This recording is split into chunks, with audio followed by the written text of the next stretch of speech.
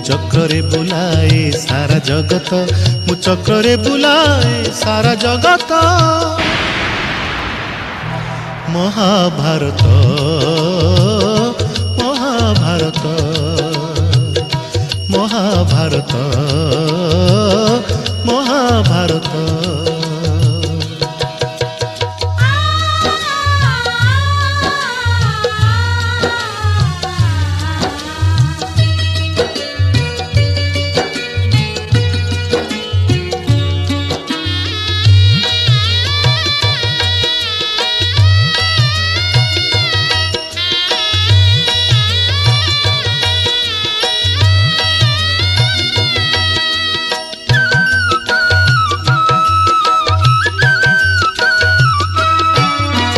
माटी खाई पिला दिने करिथिलिया पाटिरे मो विश्वरूप देखिथिले माँ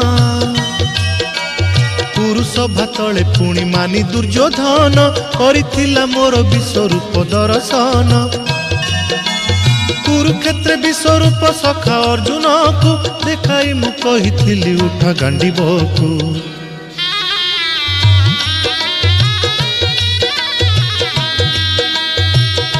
महाभारत महाभारत युद्ध मु करिछि हेले धरिनी अस्त्र युद्ध मु करिछि हेले धरिनी अस्त्र महाभारत महाभारत महाभारत महाभारत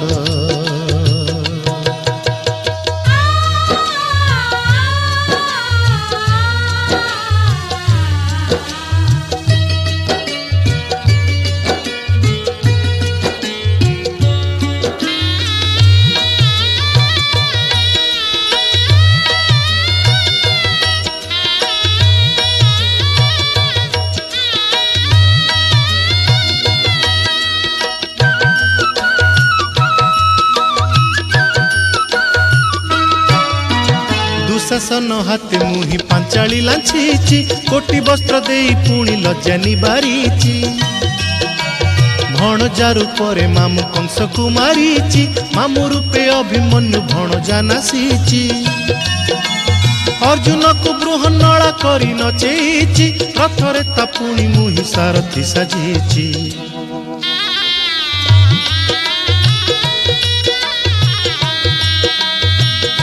महाभारत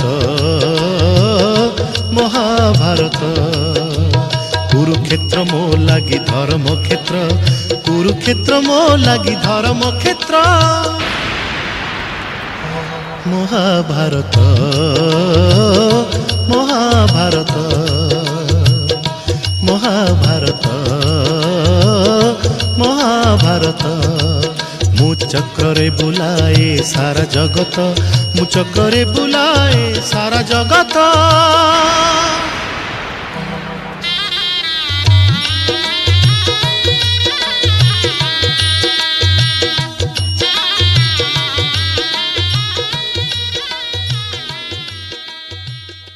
नवम सापश्री उत्सव आज आमर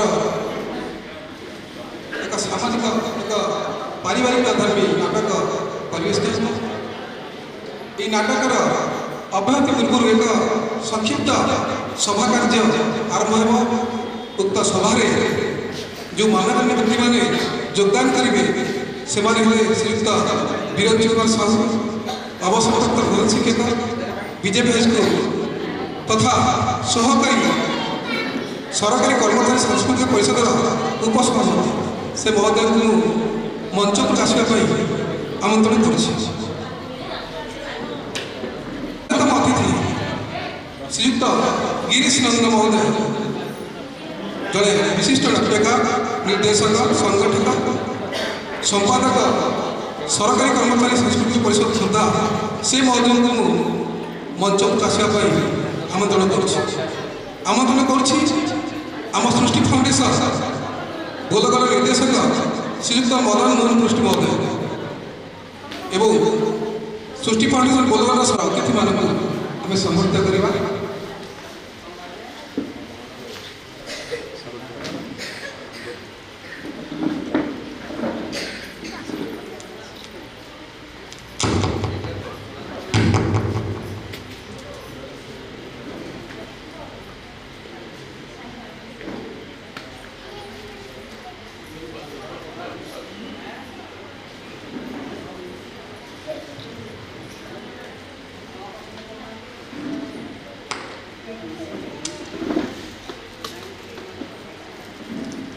ଏଥିସହିତ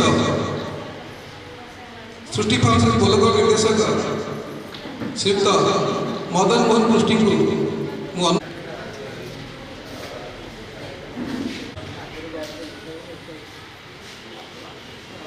नवम वार्षिक नाटक महोत्सव सृष्टि बोलगढ़ आज मंचासन वरेण्य अतिथि तथा सृष्टि फाउंडेशन फाउंडर नित्यानंद सुधी महोदय एवं सृष्टि फाउंडेशन एडवोकेट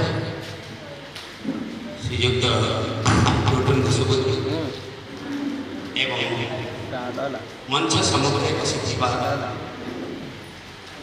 माननीय व्यक्तिगण तथा नाटक प्रेमी बंधु एवं मामा और आंतरिक एवं अंतर बहु प्रतीक्षित आपण मानक ए सामाजिक समाज चलन नाटक को प्रदर्शित करने अंतर आपण मानक मोर अनेक अनेक शुभेच्छा। ए सृष्टि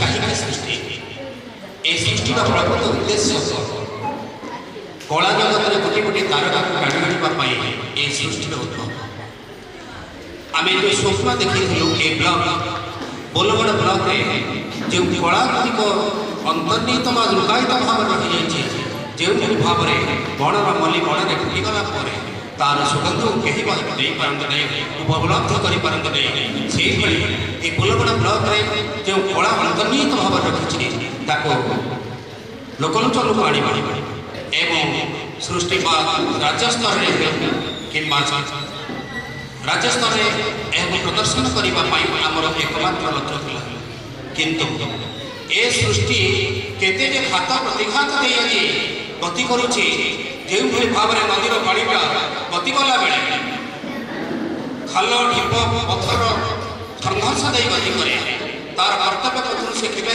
घोरी जाए ना ठीक से सृष्टि से गति कर अद्यावधि मत गति कर चली गत 2 वर्ष मध्य आमर विभिन्न प्रकार घात प्रतिघात जो आम आगे पाई किंतु वर्तमान फाउंडर प्रचेषा एवं जो मैंने आमको दिग्दर्शन दबार जो मैंने आम प्रश्रय पटरे अच्छा से दिग्दर्शन जो आज आम आपण मान आगे ठिया तेणु आम निजक ए सृष्टि परिवार समस्त को आज बधाई देवा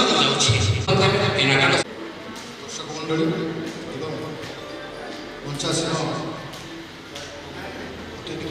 आम द्वारा तार उद्बोधन आम आम निजक आम सजग से जो रामलीला होता से रामलीला प्रत्येक चरित्र को मो पिला दिन मुझे विश्लेषण कर रामर चरित्र लक्ष्मण चरित्र रावण चरित्र दशरथ चरित्र कैकेयी चरित्र समस्त चरित्र विश्लेषण कर जना पड़े कि आम समाज में एवं से जिनसा अच्छी किंतु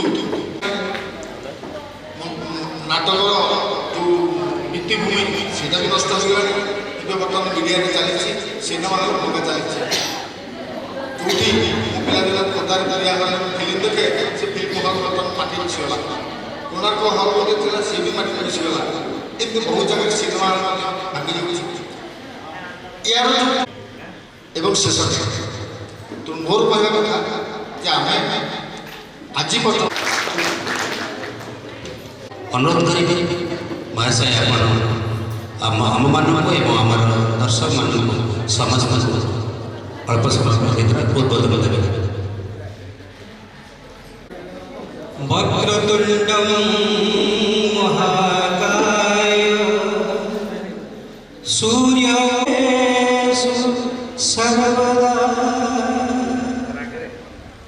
आज पवित्र साधारणतंत्र दिवस अवसर मो माटी मो गाँव मुझ पाद दे 2 पद ये नाट्य उत्सव में कहबार सुजोग पाई निजक धन्य मन कर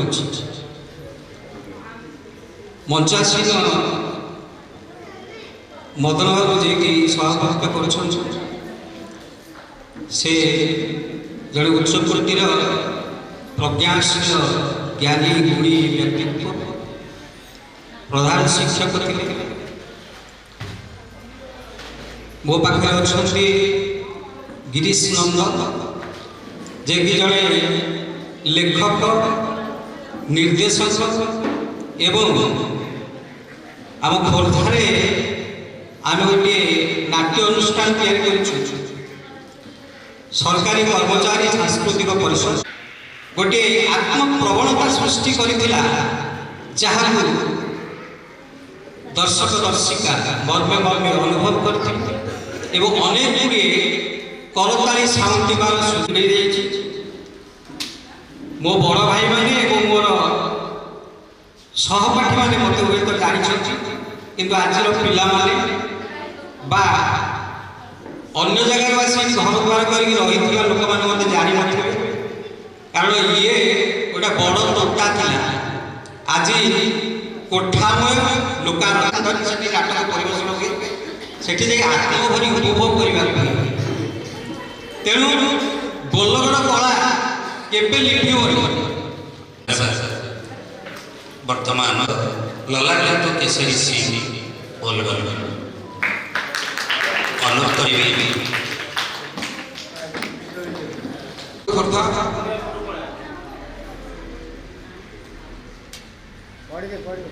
ମହାଶୟ କଳା ସାହିତ୍ୟ ସଂସ୍କୃତି ସମ୍ପନ୍ନ ବୋଲଗଡ଼ ମାଟିରେ ଜନ୍ମଗ୍ରହଣ କରି ଏସବୁ କ୍ଷେତ୍ରରେ ଆପଣଙ୍କ ଯୋଗଦାନ ଓ ଅବଦାନ ଏ ଅଞ୍ଚଳକୁ ବୃଦ୍ଧିବନ୍ଧିତ କରିଛି।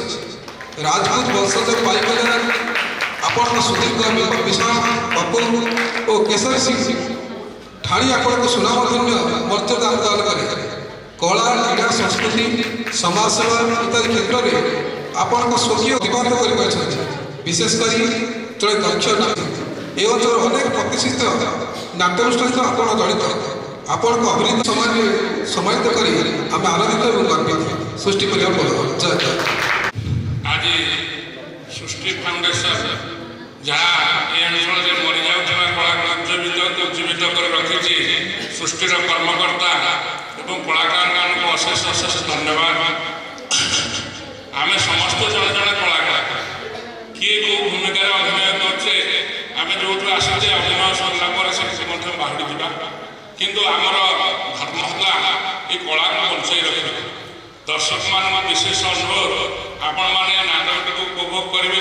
ଏହା ଅତି ଯୁଗୋପଯୋଗୀ ନାଟକ। କଳାକାରଙ୍କର ତ ଦୋଷ ତ୍ରୁଟି ରହିବ। ପେଶାରେ ଜଣେ କୁଶଳୀ ରାଜମିସ୍ତ୍ରୀ ମଧ୍ୟ ଅଭିନୟ ନିଶା ଆପଣଙ୍କୁ କଳା କ୍ଷେତ୍ରରେ ଅନେକ ପ୍ରତିଷ୍ଠା ଆଣିଦେଇଛି। ଆଜିକାଲିର ଅତ୍ୟାଧୁନିକ ଇଣ୍ଟରନେଟ୍ ଯୁଗରେ ମଧ୍ୟ ଆପଣମାନଙ୍କ ପରି ପାରମ୍ପରିକ କଳା ପ୍ରତିଭାମାନେ ଲୋକଙ୍କର ଯେଉଁ ମହାର୍ଘ କୀର୍ତ୍ତିସ୍ତମ୍ଭ ସ୍ଥାପନ କରିଛନ୍ତି, ସେଥିପାଇଁ ଆପଣ ବନ୍ଦନୀୟ।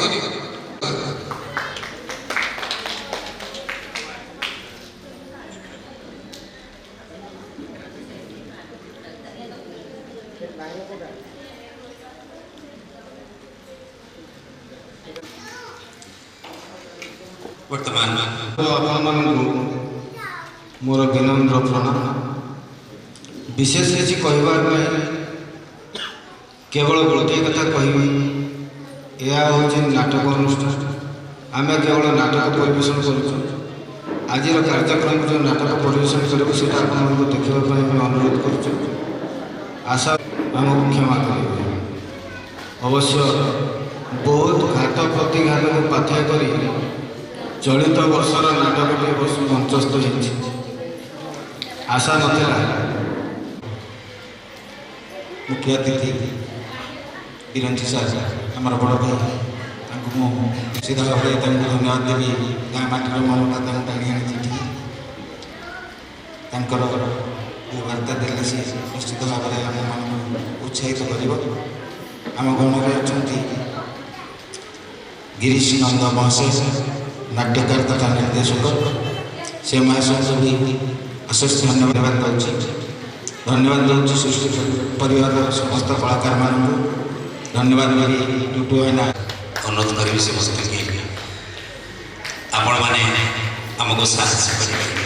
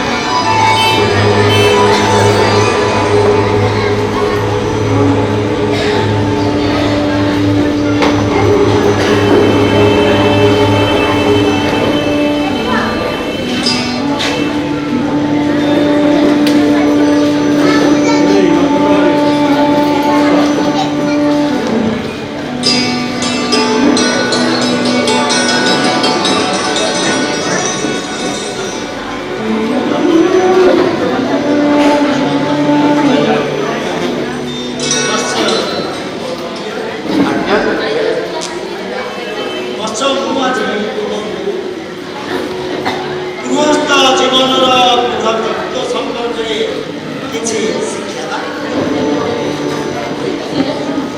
ଗୃହସ୍ଥ ଜୀବନରେ କିପରି ବାଦ ବିବାଦ ସୃଷ୍ଟି ହୋଇଥାଏ ସେ ସମ୍ପର୍କରେ ଅବଗତ କଲେ।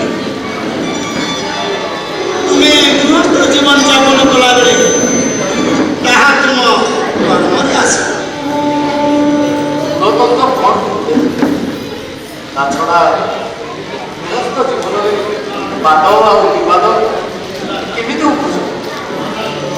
ଅବଶ୍ୟ ଗୁଣ ତତ୍ଵ ହେଉଛି ଅପ୍ରକାଶିତ, ଯାହାକୁ ପରିପ୍ରକାଶ କରିପାରୁନା ଏବଂ ଗୃହସ୍ଥ ଜୀବନରେ ବାଦ ବିବାଦର ଅବଦାନ ରହିଛି। ଭାଇ ଭାଇ, ପିତା ପୁତ୍ର, ସ୍ୱାମୀ ସ୍ତ୍ରୀ ଏପରି ଆତ୍ମୀୟମାନଙ୍କ ଠାରେ ବାଦ ବିବାଦ ରୁଚି ଯାହା ଗୃହସ୍ଥ ଜୀବନର ଏ ଗୁଣ ତତ୍ଵର ଅଂଶବିଶେଷ ବସ୍ତୁ। ଗୁରୁଦେବ, କ'ଣ ତାହେଲେ ଆତ୍ମୀୟମାନଙ୍କ ଠାରେ ବାଦ ବିବାଦ ଅବଶ୍ୟ ଲୋଭ ହିଂସା ଅହମ୍ଭାବରୁ ଏ ବାଦ ବିବାଦ ସୃଷ୍ଟି ହୋଇଥାଏ। ମୁଁ ଆପଣଙ୍କ କଥା କିଛି ବୁଝିପାରୁନି ଗୁରୁଦେବ। ଦୟାପୂର୍ବକ ମୋତେ ଟିକେ ବାଦ ଆଉ ବିବାଦ ବିଷୟରେ ବିସ୍ତାର ଭାବରେ ବୁଝାଇ ତ ଗୁରୁଦେବ। ହଁ ଅବଶ୍ୟ ମନୁଷ୍ୟ ଯେତେବେଳେ ଜନ୍ମ ହୋଇ ସଂସାରକୁ ଆସେ ସେତେବେଳେ ତାର କୌଣସି ଜ୍ଞାନ ନଥାଏ। ଭଲ ମନ୍ଦ ବିଷୟ ସେ କିଛି ବି ଜାଣେ। ଧୀରେ ଧୀରେ ଶୈଶବରୁ ବାଲ୍ୟାବସ୍ଥା, ବାଲ୍ୟାବସ୍ଥାରୁ କୈଶୋର, କୈଶୋରରୁ ଯୁବାବସ୍ଥା ଓ ପରେ ପରେ ବାର୍ଦ୍ଧକ୍ୟରେ ପଦାର୍ପଣ। ସେହି ସମୟ ମାନଙ୍କରେ ମନୁଷ୍ୟ ଈଶ୍ୱର ଚିନ୍ତନ ଛାଡ଼ି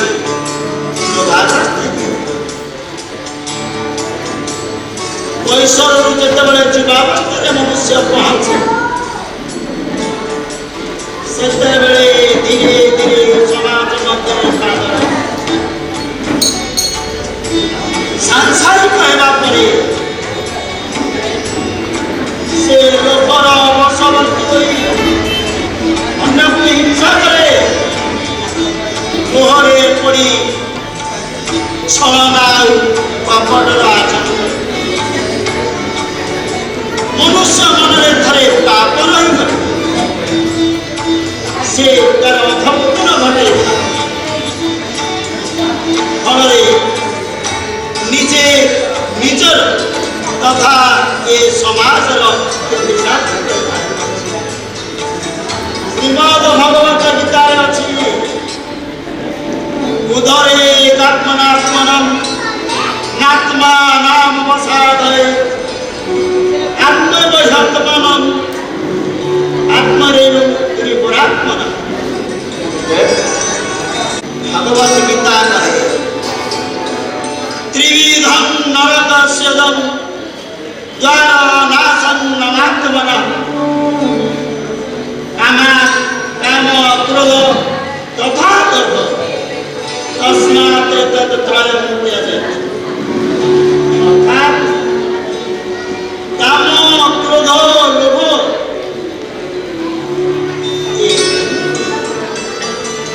নরকর দ্বার সদৃশ। এ তিনোটি মনুষ্যর আত্মার বিনাশ ঘটায়, অর্থাৎ মনুষ্যর বুদ্ধিনাশ। বুদ্ধিনাশ হলে মনুষ্য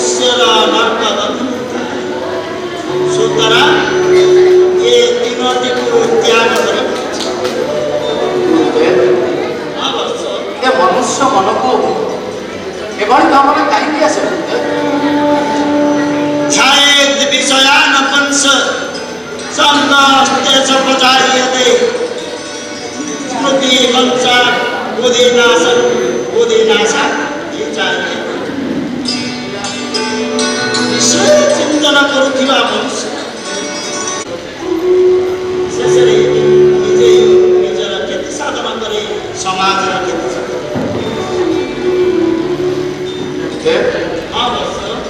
दयापूर्वक मते आपन चेतन शक्ति प्रदान करी संसार कथावस्तुर ज्ञान प्रदान कर।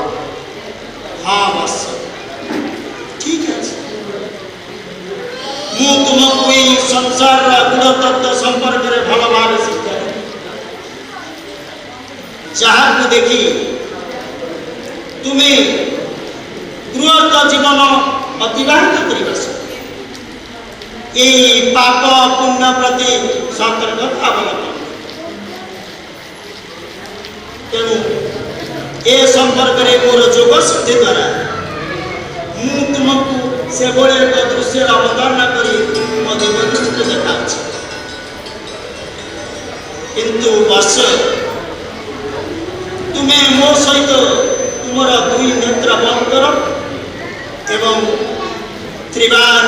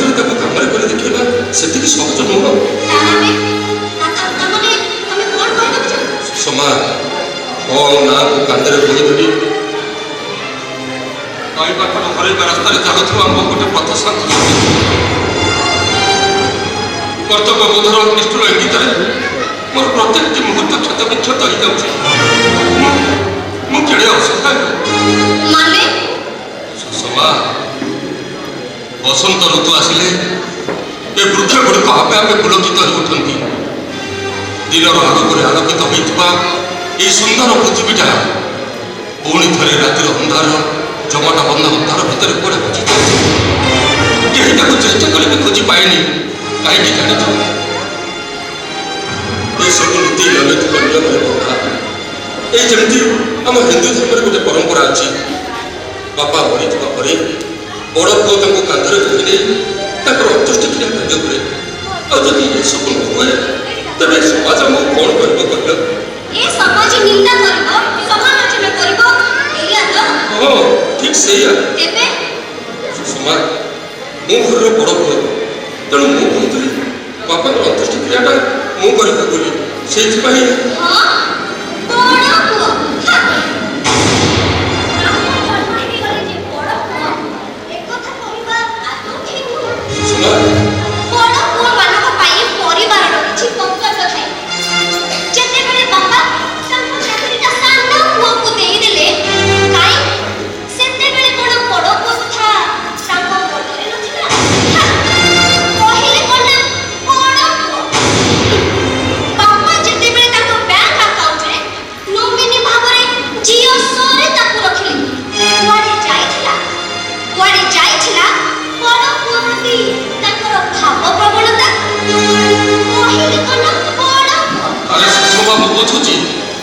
ବାପା ମୋ ପ୍ରତି ଅନ୍ୟାୟ କରିଛନ୍ତି, ଅବିଚାର କରିଛନ୍ତି।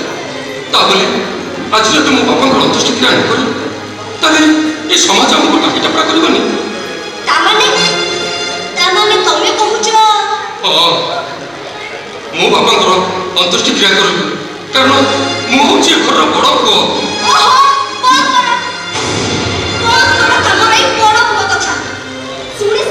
ବିରକ୍ତ ହେଇଗଲେଣି। ଆଚ୍ଛା କହିଲ, ବାପା ଯେତେବେଳେ ମତେ ତାଙ୍କ ଏ ଘରକୁ ବୋହୂ କରିକି ଆଣିଥିଲେ ସେତେବେଳେ ପବନ ଆଉ ସରିତା ଛୋଟ ଛୋଟ ହେଇଥିଲେ।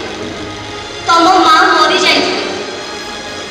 ମୁଁ ସ୍ନେହ ମମତା ଦେଇ ମୁଁ କଣ ସେମାନଙ୍କୁ ବଡ଼ କରିନି? ହେଲେ ପାଇଛି କଣ? ଖାଲି ବଡ଼ ଘର ଉପାସ। ଯିଏ ଯାହା ପାଇବା କଥା ସେ ଠିକ୍ ପାଇଛନ୍ତି। ଶୁଣ, ବାପା ତମ ନାଁରେ ଜମି 2 ଏକର କରିବେ କହି ଆର ପାରିକି ଚାଲିଗଲେ। ହେଲେ ଜମି 2 ଏକର ତମ ନାଁରେ ହେଇପାରିଲାନି। ତେଣୁ ଯିଏ ପାଇଛି ସେ ହିଁ ଅନ୍ତ୍ୟେଷ୍ଟି କ୍ରିୟା କରୁ।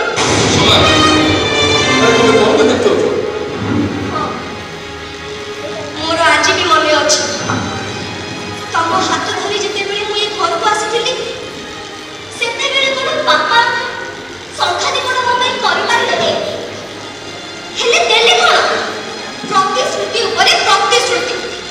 କହିଲେ କଣ ନା, ମା ବ୍ୟସ୍ତ ହବନି, ଝିଅ ବାହାଘରଟା ସରିଯାଉ, GPS ଟଙ୍କା ଉଠେଇ ହାତକୁ 2 ପଟ ସଂଖ୍ୟା କରିଦେବି।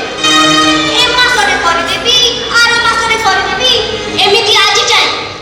ତେବେ କାହିଁକି ଆଜି ଏ ସମାଜ ଆଖିକି ବଡ଼ ବଡ଼ ପକ୍ଷୀଟା ଦେଖାଯାଉଛି? ଶୁଣେ, ସେସବୁ କଥା କହିବାର ଏଇଟା ଉପଯୁକ୍ତ ସମୟ ନୁହେଁ। ଏଇଟା ହିଁ ଉପଯୁକ୍ତ ସମୟ।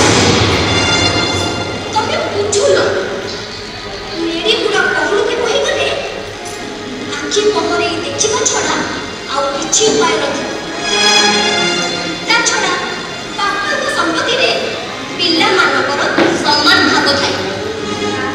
ଆଜି ଯଦି ତମେ ଅନ୍ତ୍ୟେଷ୍ଟି କ୍ରିୟା ସାରିଦେବ, କାଲିକି ପାଇବ କଣ? ସେତେବେଳେ ତମ ସାନ ଭାଇ ପବନ ତାଙ୍କ ଭାଗ ଛାଡ଼ିବେ ତ? ସେଇଥିପାଇଁ କହୁଛି, ବେଳ ଥାଉ ଥାଉ କିଛି ଗୋଟେ ଫଇସଲା କରିବି। ଜମି 2 ଏକର ତମ ନାଁରେ କରିବା ପାଇଁ ପବନ ରାଜି ହେଇଯାଆନ୍ତୁ। ଆଉ ତାପରେ ତମେ ତମ ବଡ଼ ପୁଅର କର୍ତ୍ତବ୍ୟ କର। ମୋର ସେଥିରେ କିଛି ଆପତ୍ତି ନାହିଁ।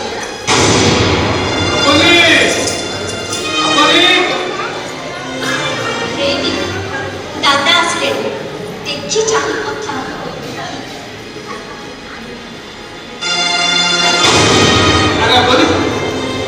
এটা বড় সুন্দর হচ্ছে। যা গাঁ সারা দেখি আসবু ଲୋକମାନେ କ'ଣ କହୁଛନ୍ତି।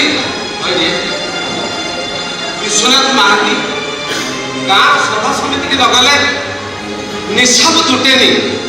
ଆଉ ତାର ମୃତ୍ୟୁ ପରେ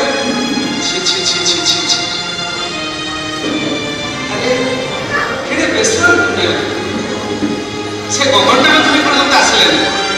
ଜଣାଲେ ଖବର ପାଇଛି କି ନାହିଁ? ଦାଦା, ବାପାଙ୍କର ବନ୍ଧୁ ହିସାବରେ ଆପଣ ତ ଆମ ଘର ପରିସ୍ଥିତି ବିଷୟରେ ସବୁ ଜାଣିଛନ୍ତି। ଆପଣଙ୍କୁ ଆମ ଘର ପରିସ୍ଥିତି ବିଷୟରେ କ'ଣ ଆଛପ ଅଛି ଯେ? ତା ବୋଲି ଗୋପଟା ମରିକି ପଡ଼ିଛି। এই সময় তু পরিস্থিতির দহি নেই বাদ ছেদ করি আরে কেবে চিন্তা করছো তো মধুর বিষয়ে? তুমি মানে সব ছোট ছোট হয়েছিল, ভাই ভৌণী 3 জন যাক একা সময়ের জ্বরে পড়িল। বিশুনি তো বাপা বিশুনি 4 মাসর দরমা পাই না থাকে। সে মরুড়ি মধ্যে পড়ি থাকে। বর্ষা বিহুনে গাঁর সব জমি বাড়ি ভেটি করে আ করে থাকে। বিশুনি তোমাকে কেমিতি যে মଣିষ করেছিলা বঞ্চাই রখিছিলা সে কথা মু জানি। আরে হ্যাঁ হবনি, তু টিকে জানিবার হয়ে যাইছিলু। বোধহুয়ে তোর টিকে মনে থিব এই বিশুনি তা ভুকিলা পেটরে ওদা কনা পকাই আখির লুহକୁ ওঠারে চাপি রখি 12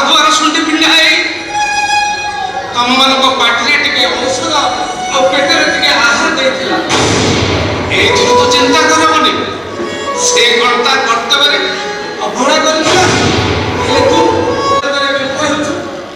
ଏ ସାମାଜିକ ନୀତି ନିୟମ ପରମ୍ପରା ମଝିରେ ଗୋଟେ ଫାଟ ସୃଷ୍ଟି କରୁଛୁ କ'ଣ ପାଇଁ? ଆପଣ ଯାହା କହୁଛନ୍ତି ଆମେ କ'ଣ ବୁଝିପାରୁନୁ? ହେଲେ ଏ ପରିସ୍ଥିତିରେ ଟଙ୍କା ପଇସା ଆସିବ କୋଉଠୁ? ତା ଛଡ଼ା ଆପଣ ତ ଜାଣିଛନ୍ତି ଆମର ରୋଜଗାର କେତେ। ଟଙ୍କା ପଇସା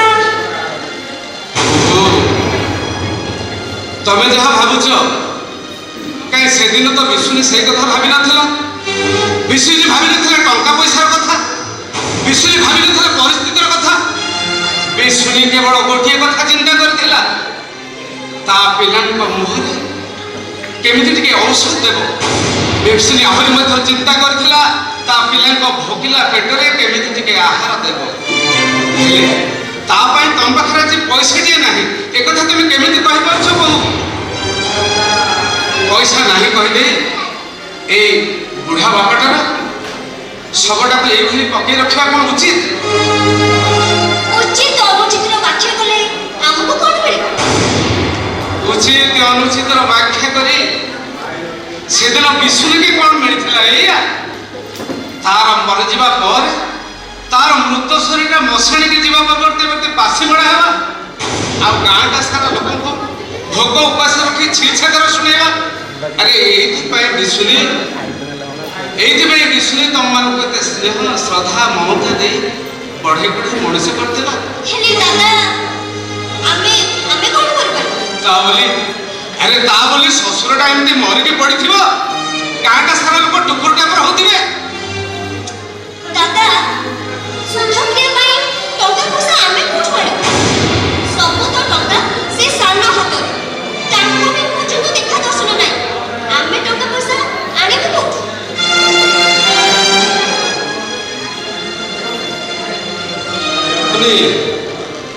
ତୋର ପଇଥିରେ ଏଇ ମତ ଏକା ମତ ତା ଛଡ଼ା ମୋର ଉପାୟ କ'ଣ ଅଛି? ଗଗନଟା ଆସୁ, ଯାହା ହବ। ଉପାୟ ନାହିଁ କହିଦେଇ ତୁ ଆଜି ସିନା ତୋ କର୍ତ୍ତବ୍ୟ ପଛରୁ ଦୂରେଇ ଯିବୁ, ତୋ ସମସ୍ୟାର ସିନା ସମାଧାନ ହେଇଯିବ। ହେଲେ ମନେ ରଖ, ସମସ୍ୟା ସମାଧାନ କରିବା ପରିବର୍ତ୍ତେ ତୁ କେବଳ ମେଞ୍ଚାଏ ଅଡ଼ୁଆ ସୁତକୁ ଶାନ୍ତି ଚାଲିଛୁ, ମେଞ୍ଚାଏ ଅଡ଼ୁଆ ସୁତକୁ ଶାନ୍ତି ଚାଲିଛୁ।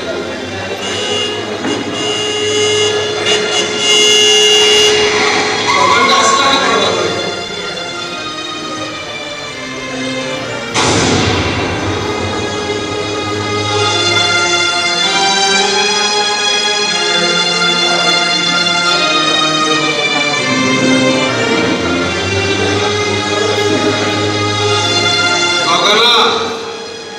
ଆରେ ତୁ ଏକା, ସେ ବୋହୁ ଛୁଆଟା ସେ ନାତି ଟୋକାଟା କାହାନ୍ତି? କଥା କ'ଣ କି ଦାଦା, ଏଇଟା ମୋର ଫାଇନାଲ ଏକ୍ଜାମ। ଯଦି ଏଇଭଳି ସେଠିକି ଆସେ ତାର ଏକ୍ଜାମ ପ୍ରଭାବ ପଡ଼ିବ। ତା ଛଡ଼ା ପିଲାଟା ଯେତେବେଳେ ଆସିକି ମା ବା କେମିତି ଆସିବେ? ହଁ, ବଡ଼ ତ ପିଲାଟା ଶେଷ ସମୟରେ ଜେଜେବାପାକୁ ଟିକେ ଦେଖା କରିଥାନ୍ତା। ଆରେ ସେ ପିଲା କାଲି ତୋ ଉପରେ ଏଇଭଳି ବ୍ୟବହାର ନ କରିବ, ସେ କଥାରେ କ'ଣ ମାନେ ଅଛି? ଦାଦା ଆପଣ ଏମିତି କ'ଣ କହୁଛନ୍ତି? ଆରେ ଆତ୍ମୀୟମାନଙ୍କର ଶେଷ ସମୟରେ ଆତ୍ମୀୟମାନେ ହିଁ ଆସିଥାନ୍ତି ଗଗନ। ତେଣୁକରି ସଂସ୍କୃତରେ ଗୋଟେ ଶ୍ଲୋକ ଅଛି, ଉତ୍ସବେ ବ୍ୟସନେଶ୍ଚୈବ ଦୁର୍ଭିକ୍ଷେ ରାଷ୍ଟ୍ର ବିପ୍ଳବେ ରାଜତ୍ୱରେ ଶ୍ମଶାନେ च ज ତିଷ୍ଠତି ସବାନ୍ଧୁ। ତୁ ତ ତୋ ବାପାର ଆତ୍ମୀୟ ହେଇପାରିଲୁନି, ଶେଷରେ ତୋ ପିଲାଟାକୁ ବି। ଦାଦା ହଉ, ଏବେ ତ ତୁ ଆସିଲଣି, ତତେ ଅନେକ ସକାଳ ପହରୁ ଆସି ସନ୍ଧ୍ୟା ହେଲାଣି। ଏବେ ଶବଟା ଉଠେଇବାର ବ୍ୟବସ୍ଥା କର। ମୁଁ କ'ଣ କରିବି ଯେ? ବଡ଼ ଭାଇ ପୁରା ଅଛନ୍ତି, ସେ କଥା ତାଙ୍କୁ କହୁନୁ। ଆରେ ହଁ ଯେ, ଏସବୁ ମଲା ମୂର୍ତ୍ତିକିଆ କର୍ମ ଭଲ ମନ୍ଦରେ ଟଙ୍କା ପଇସାର ଆବଶ୍ୟକତା ପଡ଼ିଥାଏ। ତୁ ତ ଜାଣିଛୁ ତୋ ଭାଇର ଆୟ ଅମଳ କେତେ, ସେ କ'ଣ ଆଣିବ ପଇସା? କାହିଁକି ବାପା ଘର କ'ଣ ଜମି ଗାଡ଼ି ନାହିଁ କି? ଜମି ଗାଡ଼ି ସବୁ ବଡ଼ ଭାଇ ଚାଷ କରୁଛୁ। ଜମିବାଡ଼ି ଆୟରୁ କ'ଣ ବାପାଙ୍କର ଏଇ ସାମାନ୍ୟ ସୁଧିକ୍ରିୟାଟା ହେଇପାରିଲାନି ଯେ ମୋତେ ଅପେକ୍ଷା କରିବାକୁ ପଡ଼ିଲା। ତା ଛଡ଼ା ଦାଦା 4 ମାସ ହେଲା ମୋ ଦରମା ବାହାର ଜାଗା ପାଣିଠାରୁ ଆରମ୍ଭ କରି ସବୁ କିଛି କିଣା। ସେଠି ମୁଁ କେମିତି ଚଳେ ସେ କଥା ମୁଁ ଜାଣେ। ସତ କହିବାକୁ ଦାଦା ମୋ ପାଖରେ ପଇସା ପତ୍ର ବି କିଛି ନାହିଁ। ତେଣୁ ଏଭଳି ପରିସ୍ଥିତିରେ ମୁଁ କିଛି ସାହାଯ୍ୟ କରିପାରିବି।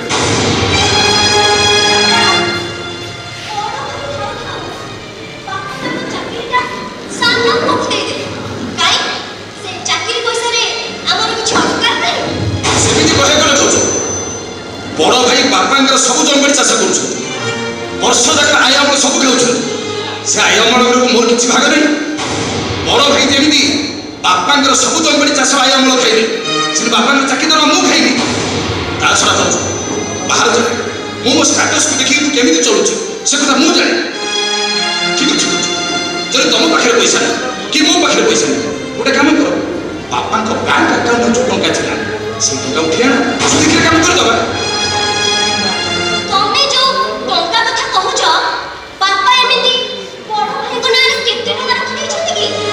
ଉଠେଇ ଆଣି ଖର୍ଚ୍ଚ କରିଦେବେ। ତା ଛଡ଼ା ଯାହା ତ ଟଙ୍କା ରଖିଲେ ନିଜ ନାଁରେ ରଖିଲେ। ଆମ ଉପରେ ଏତେ ଅବିଶ୍ୱାସ ଯେ ବ୍ୟାଙ୍କ ଆକାଉଣ୍ଟରେ ନୋମିନି ଭାବରେ ୟାଙ୍କୁ ନୁହେଁ ଝିଅ ସରିତାକୁ ରଖିଲେ। ଏବେ ସରିତା ନ ଆସିଲେ ସେ ଟଙ୍କା ଉଠେଇବ କି? ବେଶ ଏବେ ଅପାକୁ ଡକାଯାଉ, ସେ ଆସିବ ଟଙ୍କା ଉଠିକି ଦେଇଦେବ। ସରିତା? ହଁ ଦାଦା ବାପା ଚାଲି ଯାଇଛନ୍ତି। ବାପାଙ୍କ ବ୍ୟାଙ୍କ ଆକାଉଣ୍ଟ ନୋମିନି ହେଉଛି ଅପା। ତେଣୁ ଅପା ଆସିବ ଟଙ୍କା ଉଠିକି ଦେଇଦେବ।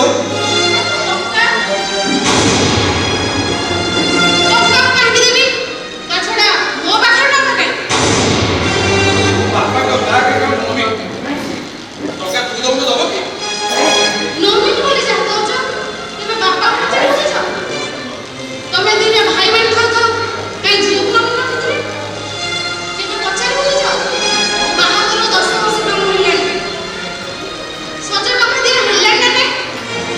ଆଜି ଯେମିତି ନୋମିନି ଟାଙ୍କିରେ ଦେଖାଗଲା କାହିଁ ତମମାନଙ୍କର ଭୋଟ ଦେଇଥିଲେ ବୋଲି କ'ଣ ଆଗରୁ ଦେଖାଯାଉନଥିଲା? ପର୍ବପର୍ବାଣି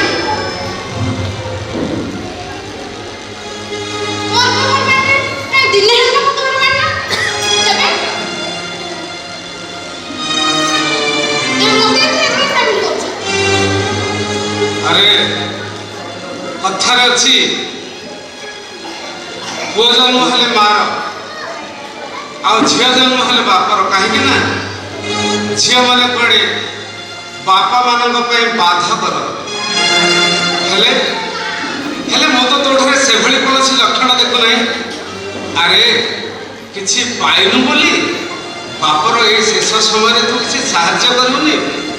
କିଛି ପାଇବା ଆଶାରେ ଶେଷରେ ବାପାର ଏଇଭଳି କର୍ମରେ କ'ଣ ଯାହା କରୁଛୁ ସେଇଟା କରିବା ମଣିଷ ପଡ଼ିଆ? ମଣିଷ ପଣିଆର ଦୋହାଇ ଦେଇ ସଂସାରରେ ଚଳି ହୁଏ ନା ଦାଦା? ତମେ ତ ସଂସାର କରିନ, ଜାଣିବ କ'ଣ? ଆରେ ମା ମୁଁ ତ ସଂସାର କରିନି, ଜାଣିବି ବା କେମିତି? ମୋର ବନ୍ଧୁ ବିଶୁନି ସଂସାର କରିଥିଲା, ସବୁ କିଛି ପାଇଥିଲା। ମୁଁ ସଂସାର କରିବି ବୋଲି କରିପାରିଲିନି। ମୋ ମନରେ ବହୁତ ଦୁଃଖ ଥିଲା। ହେଲେ ଆଜି ମୁଁ ଯାହା ଦେଖୁଛି ମୁଁ ସଂସାର ନ କରି ଠିକ୍ କରିଛି। ହେଲେ ମୋର କହିବା କଥା ହେଲା ଏଇ ସମୟରେ କ'ଣ ବିଶୁନିର ଶବ ସଂସ୍କାର ହେବନି? କିଏ ମନା କଲା? ସେଇଟା ପୁଅମାନଙ୍କର କାମ, ପୁଅମାନେ କରିବେ, ସେଥିରେ ମୁଁ କ'ଣ କରିପାରିବି? ଆଉ ତା ଛଡ଼ା ଦାଦା କେହି ନ ଚାହିଁଲେ ବି ତୁମେ ତମ ଘରର ପରିସ୍ଥିତି କଥା ଜାଣିଛ। ବାପାଙ୍କ ପ୍ରତିଶ୍ରୁତିର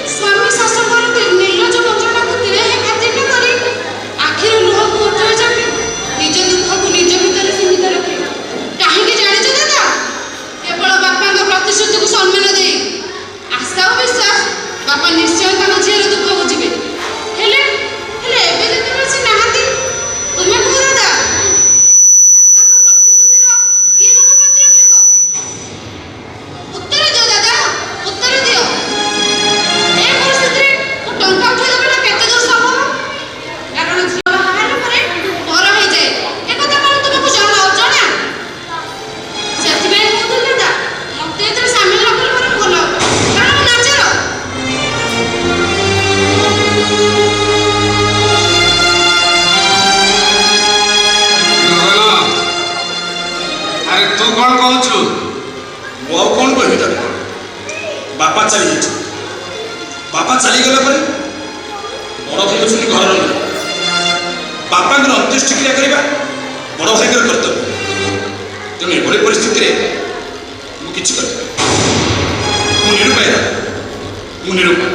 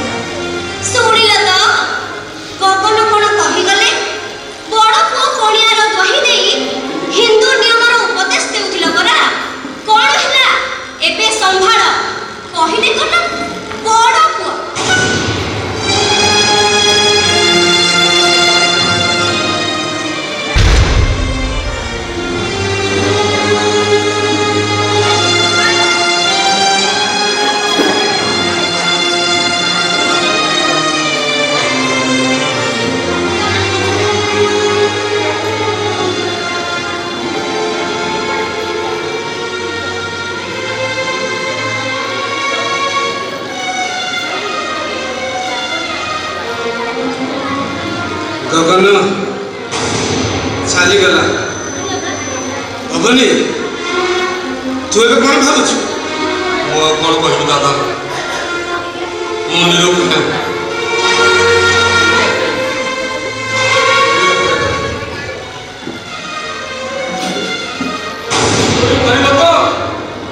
ଗଗନଟା କ'ଣ କହିଦେଲା ଶୁଣିପାରିଲ? କହିଲା କର୍ଣ୍ଣା, ମୁଁ ବଡ଼ ପୁଅ, ସବୁ ଦାୟିତ୍ୱ ହେଉଛି ମୋର। ଚାକିରିରୁ ଅବସର ନେଇଗଲ, ସେ ପୁଣି ମୋ ଅଗୋଚରରେ ନ ଅବଜେକ୍ସନ୍ ସାର୍ଟିଫିକେଟରେ ଦସ୍ତଖତ କରେଇ ନେଲ। ସେଥିରେ ବି ପ୍ରତିବାଦ କଲିନି। କହିଲ କର୍ଣ୍ଣା, ଗଗନଟା ବାଳୁଙ୍ଗାଟା, ସିଏ ମୋ ଚାକିରିରେ ରହିଗଲେ ଆମ ଘର ସୁଧୁରି ଯିବ, ସେ ପିଲା ବି ସୁଧୁରି ଯିବ। ତା ଦରମା ଟଙ୍କାରେ ଆମ ସମସ୍ତଙ୍କର ସମାନ ଅଧିକାର ରହିବ। ବାଃ ବାପା ବାଃ, କି ମିଛ କଥା ଶୁଣା। କୁଆଡ଼େ ଗଲା ତମର ସେ ପ୍ରତିଶ୍ରୁତି? କୁଆଡ଼େ ଗଲା ତମର ସେ ଆତ୍ମକଥା ଘର ଚଳାବ? ଶୁଣିଥିଲି ବାପା ମା ମାନେ ପିଲାମାନଙ୍କ ପ୍ରତି ସମଭାବାପନ୍ନ ହେବା ଦରକାର। ହେଲେ ମୋ ପାଇଁ ତମେ କ'ଣ କର ବାପା? ଏ ସମାଜରେ ମତେ ଗୋଟେ ନିଷ୍କ୍ରିୟ ଚରିତ୍ର ସଜେଇ ଦେଲ।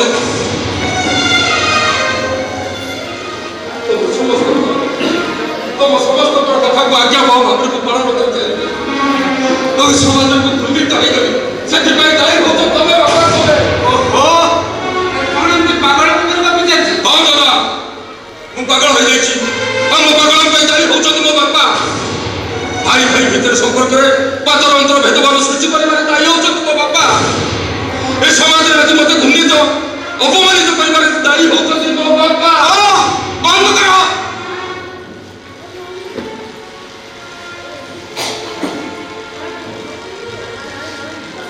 ବାପା ବାପା ବାପା, ଯୋଉ ବାପାର ଶବ ପାଖରେ ଠିଆ ହେଇଥିବ ଆଜି ପାଗଳାମି କରୁଛୁ। ଜାଣିଛୁ ମୂର୍ଖ, ସେଇ ବାପ ଶବ୍ଦର ମହତ୍ଵ କେତେ? ଏଇ ଅନନ୍ତ ଆକାଶ ପରି ମହାନ। ସେ ହଉଛି ସନ୍ତାନ ମାନଙ୍କ ପାଇଁ ଏକ ମଜବୁତ ପ୍ରତିଶ୍ରୁତି। ବାପା, କେହି ଓଜନିଆ ଶବ୍ଦଟେ, କେତେ ଆତ୍ମୀୟତା ଭରି ରହିଛି ସେଇ ଅକ୍ଷର ଦୁଇଟିରେ। ବାପା, ସେ ହଉଛି ସନ୍ତାନ ମାନଙ୍କ ପାଇଁ ପ୍ରଥମ ପରିଚୟ। ତେଣୁକରି ସଂସ୍କୃତରେ ଗୋଟେ ଶ୍ଲୋକ ଅଛି, ପିତା ଧର୍ମ, ପିତା ସ୍ୱର୍ଗ, ପିତା ହିଁ ପରମ ତପ, ପିତରି ପ୍ରୀତିମା ପର୍ଣ୍ଣେ ପ୍ରିୟନ୍ତେ ସର୍ବଦେବତା। ସଂସାର ରାସ୍ତାରେ, ଜୀବନ ରାସ୍ତାରେ ବାଟ ଚାଲୁ ଚାଲୁ, ଜୀବନ ରାସ୍ତାରେ ବାଟ ଚାଲୁ ଚାଲୁ ଥକି ପଡ଼ିଲେ ତାକୁ ସାହସ ଦେଇଥାଏ ସେଇ ବାପା। ସେଇ ବାପ ଭଳି ଏକ ପୁଣ୍ୟ ଶବ୍ଦରେ ଏଭଳି ଘୃଣାର ଆବର୍ଜନା ପକେଇ ଦେଇ ଶେଷରେ ତୁ ତାକୁ ମ୍ୟୁନିସିପାଲିଟିର ନା ନା ନା, ସେ ସବୁ କିଛି ମୁହୂର୍ତ୍ତର ଭାବ ପ୍ରବଣତା। ଆଉ ଭାବ ପ୍ରବଣତାକୁ ନେଇ ବାସ୍ତବ ଜୀବନରେ ବଞ୍ଚି ହୁଏନି ଦାଦା। ଆପଣ କିଛି ଗୋଟେ ବିକଳ୍ପ ବ୍ୟବସ୍ଥା କରନ୍ତୁ। ମୁଁ ନାଚ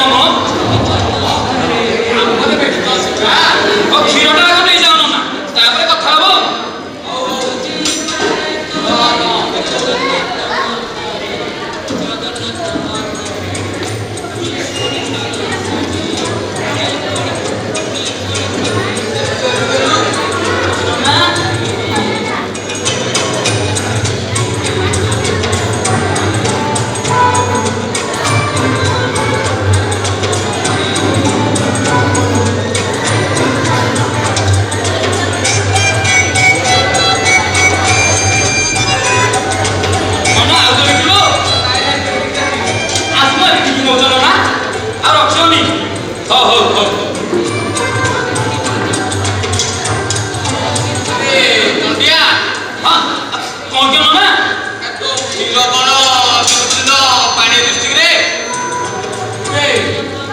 କ୍ଷୀରରେ ପାଣି ମିଶାଉଛୁ ନା ପାଣିରେ କ୍ଷୀର ମିଶାଉଛୁ କହିଛୁ ଆଉ କିଛି ସମୟ ମିଳିଲାନି ଏ ସକାଳ ମୋ ମୁଣ୍ଡ କିଣା ଗଲୁ ଏକା କଥା ଏଇ ଯେମିତି ତମେ ଲୋକଙ୍କୁ ଦେଲା ବେଳେ ଚାକୁ ଗିଲାସରେ ଢାଳୁଛ ଆଉ ଗିଲାସରେ ଚାକୁ ଏକା କଥା ମନ ନା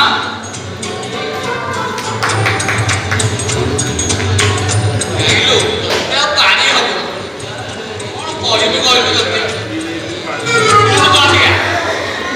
କାଲିଠୁ ଭଲ କ୍ଷୀର ଦବୁ ଯଦି ଦେ ନହେଲେ ଦବା ଦରକାର ନାହିଁ ମୋ ଢେର କ୍ଷୀର ବାଲା ଆଉଛନ୍ତି ଏ ନା ତୁ ରାଗୁଛୁ କ'ଣ ଯେ ମୁଁ ତତେ ଏମିତି ଗୋଟେ ଥଟ୍ଟାରେ କହିଦଉଥିଲି ନା ତୁ ରାଗୁଛୁ ମୋ ନନାଟା ହେଇକି ତୁ ରାଗିବୁ ନା ରାଗୁଛୁ କି ନନା ଝୁମୁରିଟା ମ ଚରିବାକୁ କାଲି ଯାଇଥିଲା ସେଇ ଦଣ୍ଡା ଆଡ଼େ ବୋଧେ ଅଧିକ ପାଣି ପିଇ ଦେଇକି ଆଇଛି ନା କ'ଣ ସେଇଥିପାଇଁ ସେଟା ଟିକେ ପାଣିଆ ହେଇଯାଇଛି ଆଉ ହଉ ଛାଡ଼ ଆଉ ତୋ ସଂସାର ଖବର କ'ଣ କହିଲୁ ସବୁ ଭଲଟି ଆଉ ତୋର ପୁଅ ଦିଟା ନା ତମରା ହଇରେ ମକୁଆ ନା ତୁ କାହାକୁ କ'ଣ ପଚାରୁଛୁ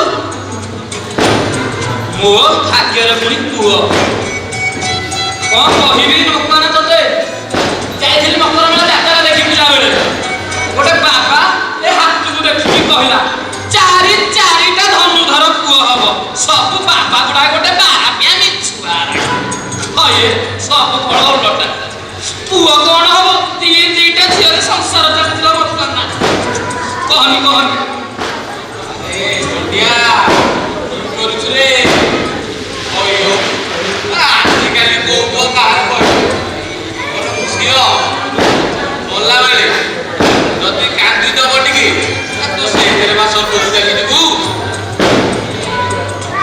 ଆରେ ଆମ ବିଷ୍ଣୁ ଭାଇ ସିଏ କ'ଣ ପୁଅ ଜନ୍ମ କରିନଥିଲା ଯା ଦେଖିବୁ ଯା ଅବସ୍ଥା କ'ଣ ହେଲାଣି ମରିକି ପଡ଼ିଥିଲେ ପଚିବାକୁ ବସିଲାଣି ଏ ନନା ଆରେ ଏବେ କ'ଣ ହବ କହିଲୁ ଏ ସବୁ ପଡ଼ିଛି କ'ଣ ହବ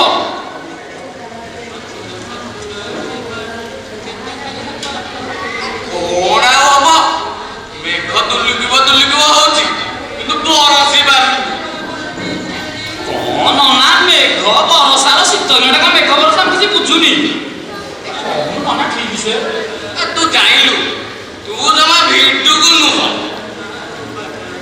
କିଛି ବୁଝୁନୁ ଆଉ ଆରେ ଗଗନଟା ପରା ଆସିଲେ ଯାହା ହବନି ସିଧା ମନା କରିଦେଇଛି ପଇସା ପତ୍ର କିଛି ନାହିଁ ଏ ମକୁଆ ନା ଏ ଯୋଉ ବିଶୁନି ନା ପୁଅ ଗଗନଟି ଆଲୋ ତା ଗାଡ଼ିଟା ବା ତାଙ୍କ ଦୁଆରେ ଥୁଆ ହେଇଥିଲା ମୁଁ କ୍ଷୀର ଦେଇକି ତାଙ୍କ ସାଇଡ୍ ରହୁଛି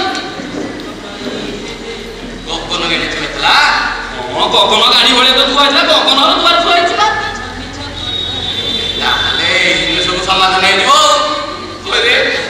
ସକାଳ ପହରୁ ଗୋଟେ ପାଲା ଲଗେଇଛନ୍ତି କେବେ ନାହିଁ ଛିଡୁ ଏ ମକୁଆ ନା ତୋ କଥାରେ ମୁଁ ଭୁଲି ଗଲି ମୋର ଦିଟା ସାଇ ଘର ବାକି ଅଛି ମନା ମୁଁ ଚାହୁଁଛି ତୋର ଆସିକି 320 ଟଙ୍କା ହେଲାଣି ମୁଁ ସନ୍ଧ୍ୟା ବେଳକୁ ଆଉଛି ତୁ ପଇସା ଗଣିକି ରଖିଦେବୁ ହେଲା ଟିଭି ଲଗେଇ ଗଣାଗଣି କରିବୁନି ମୁଁ ଯାଉଛି ଯାଉଛି ଦିଟା ସାଇ ବାକି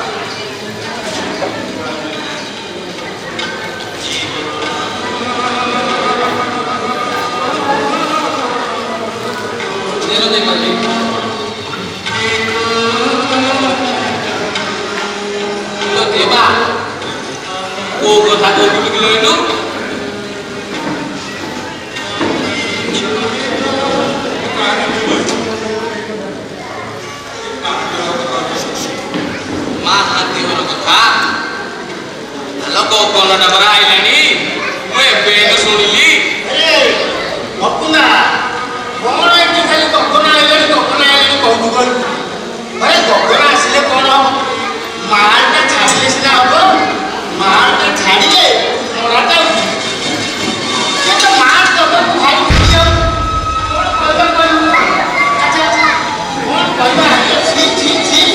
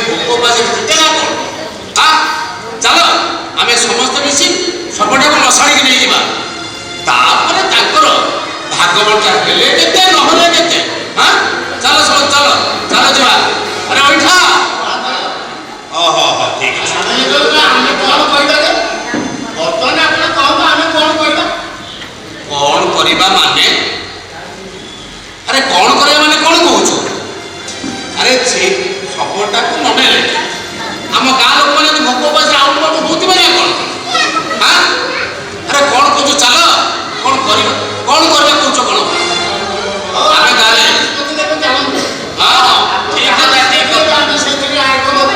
ଗୋଟେ ସକାଳ ଘର ସବୁଟାକୁ ପକେଇ ଗୋଟେ ପାଲା ଲଗେଇଛୁ ଚାଲ ତାଙ୍କ ଘରକୁ ଯିବା କଣ ଗୋଟେ ଫଇସଲା କରିକି ଆସିବା ନା ଆଉ ହଁ ହଁ ଚାଲ ଶୁଣ ଆରେ ସେମାନେ କଣ ପାଲା ଲଗାଉଛୁ ଘରେ କେତେ ବଡ ଅଛି ସେମାନେ ସେ ଚାପାଲା କହୁଛନ୍ତି ଆମ ପ୍ରାୟ କଥା ଆସିବ ହଁ ଚାଲ ଆମେ ସମସ୍ତେ ମିଶି ସପଟାକୁ ନେଇ ମଶାଣିକି ଯିବା ହଁ ଚାଲ ଚାଲ ଚାଲ ଚାଲ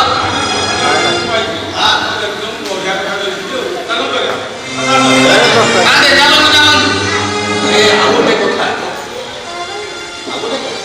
ଯିବା ଏସବୁ କାମ ଗୁଡାକ ଆମେ କରିବା ତାପରେ ଆମେ ଚାଲ ତାଙ୍କ ଘରକୁ ଯିବା ପରିବାର ଭିତରେ ସମସ୍ତଙ୍କୁ ବସେଇକି ଗୋଟେ ଆଲୋଚନା କରିବା ଯଦି ସେ ନିଷ୍ପତ୍ତି କଲା ପରେ ସେମାନେ ବୁଝିଯିବେ ତାହେଲେ ତ ବୁଝିଗଲେ ଭଲ କଥା ଯଦି ନ ବୁଝନ୍ତି ତାହେଲେ ଆମେ ଗାଁ ବାଲା ସମସ୍ତେ ମିଶି ସପଟାକୁ ନେଇ ମଶାଣିକି ଯିବା ଚାଲ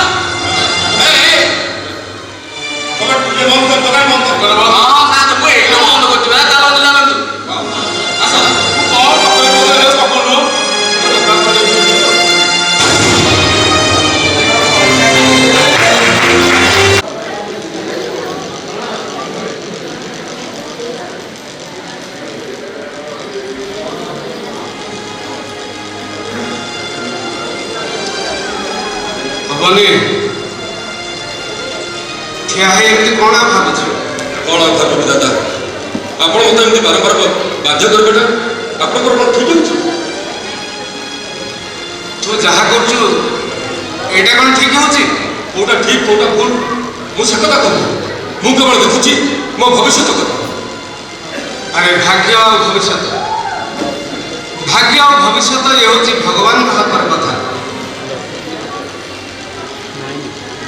ମଣିଷର ଉତ୍ତମ କର୍ମରେ ତାର ଭାଗ୍ୟ ଭବିଷ୍ୟତ ଆଡ଼କୁ ଆପେ ଆପେ ଠେଲି ହେଇଯାଏ ଏହି ସମୟରେ ବାପାଟା ଯେଉଁ ସମୟରେ ମରିକି ପଡ଼ିଛି ଏହି ସମୟରେ ଭବିଷ୍ୟତ କଥା ଚିନ୍ତା କରିବା କ'ଣ ଠିକ୍ ଏଇଟା ଗୋଟେ ମୂର୍ଖମୀର ପରିଚୟ ଏଇ କଥା କ'ଣ ମୋତେ ବୁଝିବାକୁ ପଡ଼ିବ କହବନି ଗାଁ ସାରା ଲୋକ ଯାହା ଦେଖି ଆସିବ କେମିତି ଟୁକୁର ଟାକୁର ହେଉଛନ୍ତି ଭାଗ୍ୟ ଭଗବାନଙ୍କ ହାତରେ ଥାନ୍ତା ତାହେଲେ ସେଦିନ ସାମାନ୍ୟ ସମ୍ପତ୍ତି ପାଇଁ ମହାଭାରତ ସୃଷ୍ଟି ହେଇନଥାନ୍ତା ଦାଦା ଆରେ ସେଇ ମହାଭାରତରେ ବିଜୟ କାହାର ହେଇଥିଲା ଜାଣିଛୁ କର୍ତ୍ତବ୍ୟର ଆଉ ଧର୍ମର ସେଦିନ ମହାଭାରତ ଯୁଦ୍ଧରେ ଭଗବାନ ଶ୍ରୀକୃଷ୍ଣ ଅର୍ଜୁନଙ୍କୁ ଯଦି ତାଙ୍କ କର୍ତ୍ତବ୍ୟ ବିଷୟରେ ବୁଝାଇ ନଥାନ୍ତେ ନା ଅର୍ଜୁନ ତାଙ୍କର ଗାଣ୍ଡିବ ଉଠେଇଥାନ୍ତେ ନା ମହାଭାରତରେ ବିଜୟ ପାଣ୍ଡବମାନଙ୍କର ହେଇଥାନ୍ତା ହେଲେ ଧର୍ମ ପରା ଧରାକୁ ଧରି ରଖିଛି ଧର୍ମ ବିନା ଏ ପୃଥିବୀର ସ୍ଥିତି ଅସମ୍ଭବ ତେଣୁ ଦେଖ ହବନି ତୁ ପ୍ରଥମେ ତୋ କର୍ତ୍ତବ୍ୟ କର ଦେଖିବୁ ତୁ ନିଶ୍ଚିତ ଦେଖିବୁ ତୋର ଆପେ ଆପେ ଭାଗ୍ୟୋଦୟ ହବ ଆଉ ଯଦି ତୁ ତୋର କର୍ତ୍ତବ୍ୟର ଅବହେଳା କରୁ କାଲି এই ସମାଜରେ ସମାଲୋଚିତ ହେବ ଲୋକମାନେ ତତେ ଛିଛାଟାର କରିବେ ଓହୋ କାଲି ଗାଁ ଦାଣ୍ଡରେ ମୁଣ୍ଡ ଟେକି ଚାଲିପାରିବୁ ତ ଓହୋ ବନ୍ଦ କରନ୍ତୁ ଦାଦା ତମର ସେ ନୀତି ଆଦର୍ଶ ବାକ୍ୟ ଶୁଣିବାକୁ ମୋ ପାଖରେ ଧୈର୍ଯ୍ୟ ନାହିଁ କାହିଁକି ଧୈର୍ଯ୍ୟ ନାହିଁ ଆରେ ଧୈର୍ଯ୍ୟ କାହିଁକି ନାହିଁ ସ୍ତ୍ରୀ କଥାରେ ପରିଚାଳିତ ହେଇ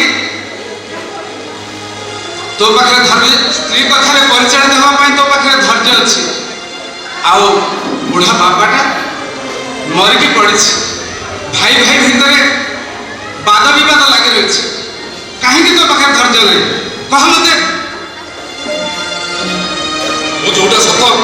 ସେ କଥା କହୁଛି। ଆରେ ସତ କ'ଣ ଉଚିତ କ'ଣ ଅନୁଚିତ କ'ଣ এই সময়ে বুড়া বাপাটা মরি সারা পরে এটি পড়ি রয়েছে ଏହା উচিত না ভাই ভাই ভিতরে বাদচ্ছেদ সৃষ্টি করে যে বিবাদ তৈরি করছে সেটা উচিত? মতে জবাব দে, উত্তর দে অমনি, মতে উত্তর দে।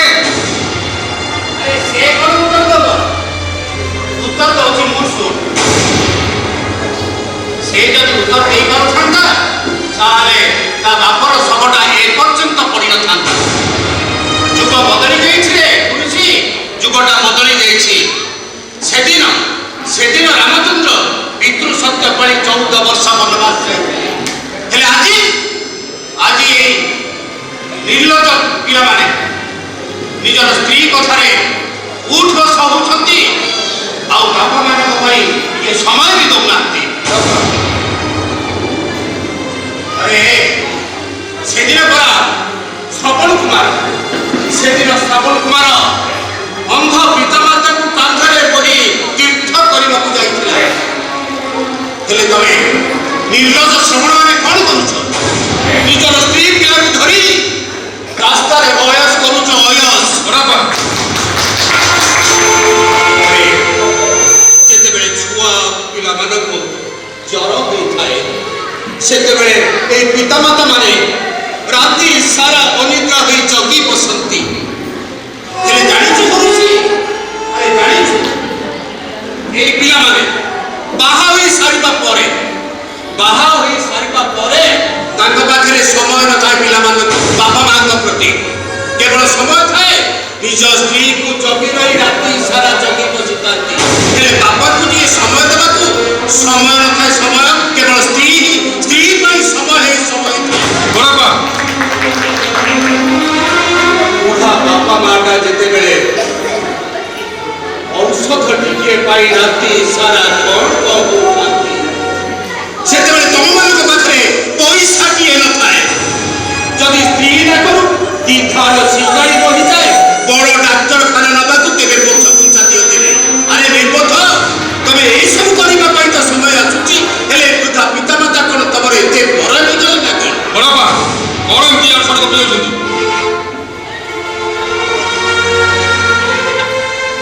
ଆରେ ମୁଁ ଇଆଡୁ ସିଆଡୁ ଗପୁନି ରେ ଗପନି। ମୁଁ ଯାହା କହୁଛି ଏଇ ଅଙ୍ଗେ ଲିଭା କଥା କହୁଛି। ତୁ ଜାଣିଛୁ, ଚିନ୍ତା କରିପାରୁଛୁ ତ ଏହାପରେ କ'ଣ ହବ? ଗୋଟେ ଶିକ୍ଷିତ ପିଲା ହୋଇ ତୁ ବାପର ମଲା ଶରୀରକୁ ପକେଇ ରଖି ଏଇ ଗାଁ ଲୋକମାନଙ୍କର ସମସ୍ତଙ୍କୁ ତୁ ଭୋକ ଉପାସରେ ଆଉଟ ପାଉଟ କରୁଛୁ। ଆରେ ବୁଢ଼ାଟା ସକାଳ ପହରୁ ମଲାଣି ଯେ ବେଳ ଆସି ଉଛୁର ହେଲାଣି। ତମର ଭାଗବଣ୍ଟା ସରିବନି ବୋଲି କ'ଣ ଭାଗବଣ୍ଟା ସରିଲାନି ବୋଲି ଗାଁ ବାଲାର ସବୁ ଉପାସ ମତ ରହିବେ ନା କ'ଣ କହୁଛୁ? ପକେଇଥିଲି ଘରେ ଚୁଲି କିଏ କେମିତି ଲଗେଇବା କହିଲ? ପିଲାଟା ବୁଢ଼ା ସମସ୍ତଙ୍କୁ ପଛେ ଆର ଗୋଟେ କିଛି ଗୋଟେ ପଇସାଟା କର, ନହେଲେ ଅସୁବିଧା ହବ। ମତେ କିଛି କହିବ।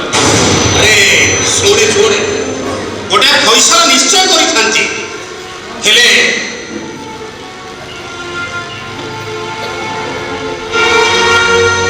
ଏଇ ଋଷିର ମୁହଁଟାକୁ ଚାହିଁ କିଛି କହିବୁ। ମୁଁ ଭାବିଥିଲି ଋଷିଟା ତାଙ୍କ ଘରକୁ ଯାଇ ଗୋଟେ କିଛି ସମାଧାନ କରିଦେବ, କିନ୍ତୁ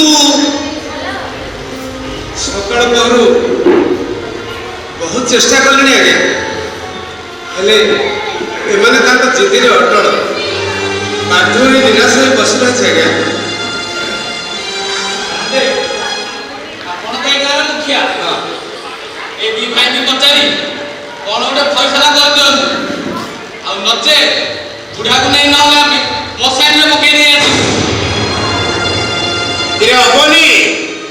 ଶୁଣି ପାରୁଛୁ ତ ଏଇ ଗାଁ ବାଲା ସବୁ କ'ଣ କହୁଛନ୍ତି? ଚିନ୍ତା କରିପାରୁଛୁ ତ? ଦେଖ ହବନି, ଏ କଥା ଗୁଡ଼ାକ ମତେ କାହିଁକି ଭଲ ଲାଗୁନି। ଆଉ ଯଦି ତମର ହିସାବ ନିକାଶ ପରେ କଲେ ଚଳିବ। ଯଦି ସେ କଥା ନ କର ତାହେଲେ ବଡ଼ ଅସୁବିଧା ହବ।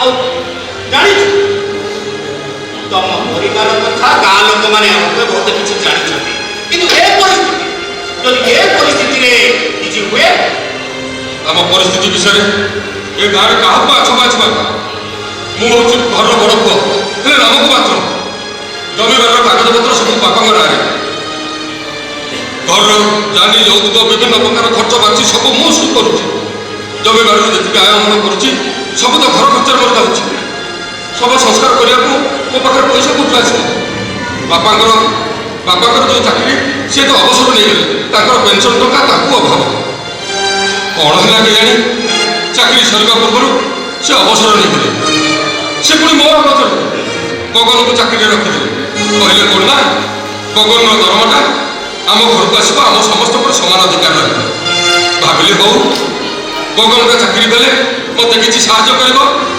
ହେଲେ ଫଳ କ'ଣ ହେଲା ଫଳ ହେଲା ଓଲଟା ଗଗନ ଏବେ କହୁଛି ତା ଚାକିରି ଦରମା ତାକୁ ନିଅ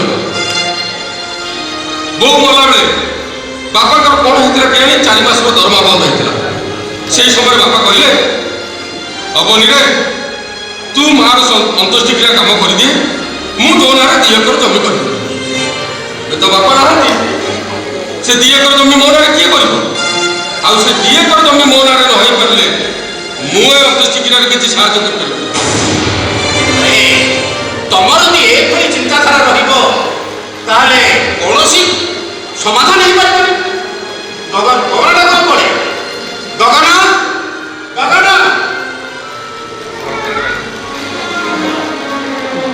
ଆରେ ହବ କେମିତି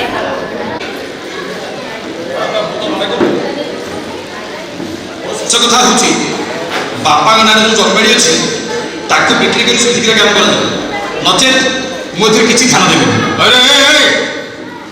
ଯେତେବେଳେ ଚାକିରି କରିବା ପୂର୍ବରୁ ଗାଁ ଛକରେ ବିଡ଼ି ଟାଣି ଏ ଛକରେ ହେ ଛକରେ ବସି ତାସ ଖେଳୁଥିଲୁ ସେତେବେଳେ କେବେ ଚିନ୍ତା କରିଥିଲୁ ଏ ଘରର ଖର୍ଚ୍ଚ କେମିତି ହେଉଛି ଦିନକୁ 2 ବେଳ ଲେଖା ବାଡ଼ି ଦେଉଥିଲୁ ସେ ଟଙ୍କା କୋଉଠୁ ଆସୁଥିଲା କେବେ ଚିନ୍ତା କରିଥିଲୁ ସେ ପନିପରିବା ବାବଦକୁ ଯେଉଁ ଖର୍ଚ୍ଚ ହେଉଥିଲା ସେ ପଇସା କୋଉଠୁ ଆସିଥିଲା ଚିନ୍ତା କରିଥିଲୁ ଆଉ ତତେ ଯେ ରୋଷେଇ କରି ଦେଉଥିଲା କେବେ ତାହା କଥା ଚିନ୍ତା କରିଥିଲୁ ଆଜି ଆସିଲା କ'ଣ ନା ଜମି ବିକିଦେବୁ ମୁଁ ସିଧା କହିଦେଉଛି ବଡ଼ବାପା ସେ ଜମି ବିକିବା କଥା ଯିଏ ଘରେ କହିବ ମୁଁ ମହାଭାରତ ସୃଷ୍ଟି କରିଦେବି ମୋର ବି ଶେଷରେ ସୁନ୍ଦର ବଡ଼ବାପା ବାପାଙ୍କ ଜମିବାଡ଼ି ବିକ୍ରି ହେବ କିମ୍ବା ତାଙ୍କ ବ୍ୟାଙ୍କ ଆକାଉଣ୍ଟରେ ଯେଉଁ ଟଙ୍କା ଅଛି ସେ ଟଙ୍କାଠୁ ସୁଧିକିରେ କାମ କରାଯିବ ନଚେତ୍ ମୋତେ କିଛି ସାହାଯ୍ୟ କରିପାରିବି ବାସ୍ ତମର ଯଦି ଏସବୁ ଜମିବାଡ଼ି ସମସ୍ୟା ଅଛି ତାହେଲେ ବ୍ୟାଙ୍କରୁ ଟଙ୍କା ଉଠାଇ ଏ ସୁଧିକ୍ରିୟା କର ଅସୁବିଧା କ'ଣ ହେଉଛି ବାପାଙ୍କ ବ୍ୟାଙ୍କ ଆକାଉଣ୍ଟ ନମିନି ହେଉଛି ଅପା ସେ ତୁମେ ରାଜି ହେଲେ ରାଜି ହେଉଛି ରାଜି ହେଲେ ମାନେ ସେ କ'ଣ ମନା କରୁଛି ହେଲେ କାହିଁକି ତାର ଅସୁବିଧା କ'ଣ ଅଛି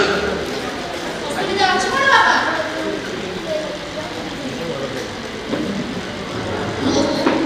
ବାହାଘରର ପ୍ରାପ୍ୟ ମୁଁ ଏଯାଏଁ ପାଇନି ଶାଶୁଘର ଲୋକଙ୍କର ଗଞ୍ଜଣା ଆଜି ଯାଏଁ କରୁଛି ଏମାନେ ତ ଭାଇ ହିସାବରେ ଦିନକୁ ସୁଦ୍ଧା ମୋ ଦୁଆର ମାଡୁନାହାନ୍ତି ଆଉ ତା ଛଡ଼ା ବଡ଼ ଭାଇ ତ ଘରର ସବୁ ଜମି ବାଡ଼ି ଉପରେ ଭୋଗ ଦାଖଲ କରୁଛନ୍ତି ଆଉ ସାନ ଭାଇ ତ ବାପାଙ୍କ ଚାକିରି ନେଇ ବେଶ ରାଜଧାନୀରେ ଚଳୁଛନ୍ତି ହେଲେ ମୁଁ ପାଇଛି କ'ଣ କେବଳ ଶାଶୁଘର ଲୋକଙ୍କର ଗଞ୍ଜଣା ବଡ଼ ବାପା ମୁଁ ଯାହାର ହାତ ଧରିଛି ସାମାନ୍ୟ ଜଣେ ଟେମ୍ପୁ ଡ୍ରାଇଭର କେତେ ଅବା ରୋଜଗାର ତାଙ୍କର ଏ ମହଙ୍ଗା ପରିସ୍ଥିତିରେ ମୁଁ ଯେ ମୋ ସଂସାରକୁ ନେଇ କେମିତି ଚଳୁଛି ସେ କଥା ଭାବତେ ଛାଡ଼ିଦେଲି ଏଠି କାହାକୁ ବା ଜଣା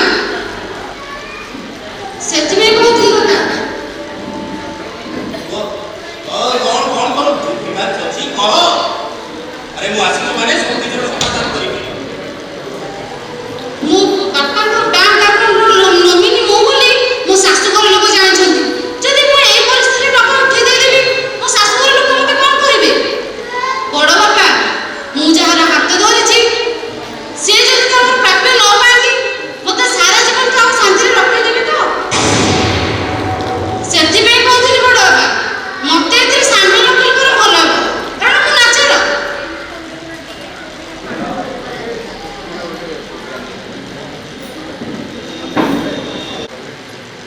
ତମେ ମାନେ ବର୍ତ୍ତମାନ ତମ କଥା ସବୁ କହିଦେଲ ଏଥିରୁ ସାରମର୍ମ ହେଉଛି ତମେ ମାନେ ଚାହୁଁଛ ତମ ବାପା ମୋ ବାପାଙ୍କର ଅନ୍ତ୍ୟେଷ୍ଟିକ୍ରିୟା କରିବନି ଏଇଆ ତ ଗୁରୁଶ୍ରୀ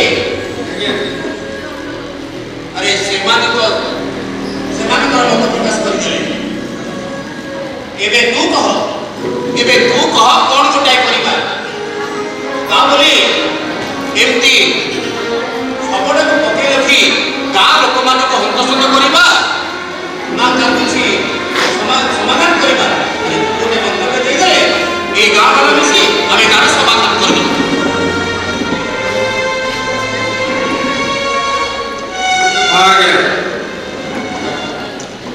ମୁଁ ଗୋଟାଏ କଥା କହିବି, ଏ ଦୁନିଆ ଯେ ଜାଣୁ ଏ ବିଶୁନି ତିନିଟା ଛୁଆ ଜନ୍ମ କରିନଥିଲା, ସେ ତିନିଟା ବିଶ୍ୱବୃକ୍ଷ ଜନ୍ମ କରିଥିଲା। ଆଉ ତମେ ଦି ଜଣ ଶୁଣ, ତମେ ଦି ଜଣ ଆଜିଠାରୁ ଏ ବିଶ୍ୱର କେହି ନୁହଁ।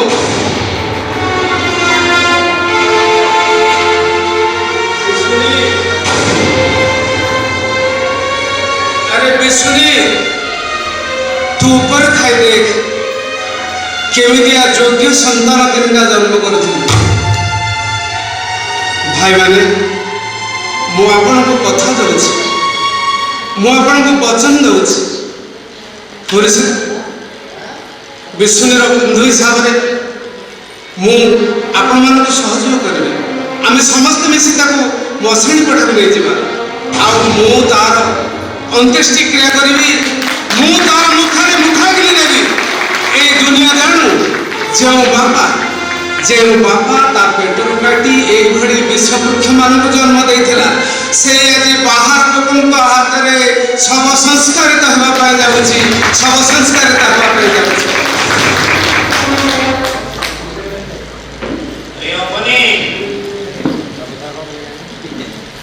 আমি আসুছু গলাবেলে গোটে কথা কই রখুছ, যে বাপা তোমাকে জন্ম দিয়ে ছোটরু বড় করেছি, তার মৃত্যু পরে তবে তাকে সহযোগ ন করি বহুত ভুল করুছ। অনুতাপ করিব, অনুতাপ করিব।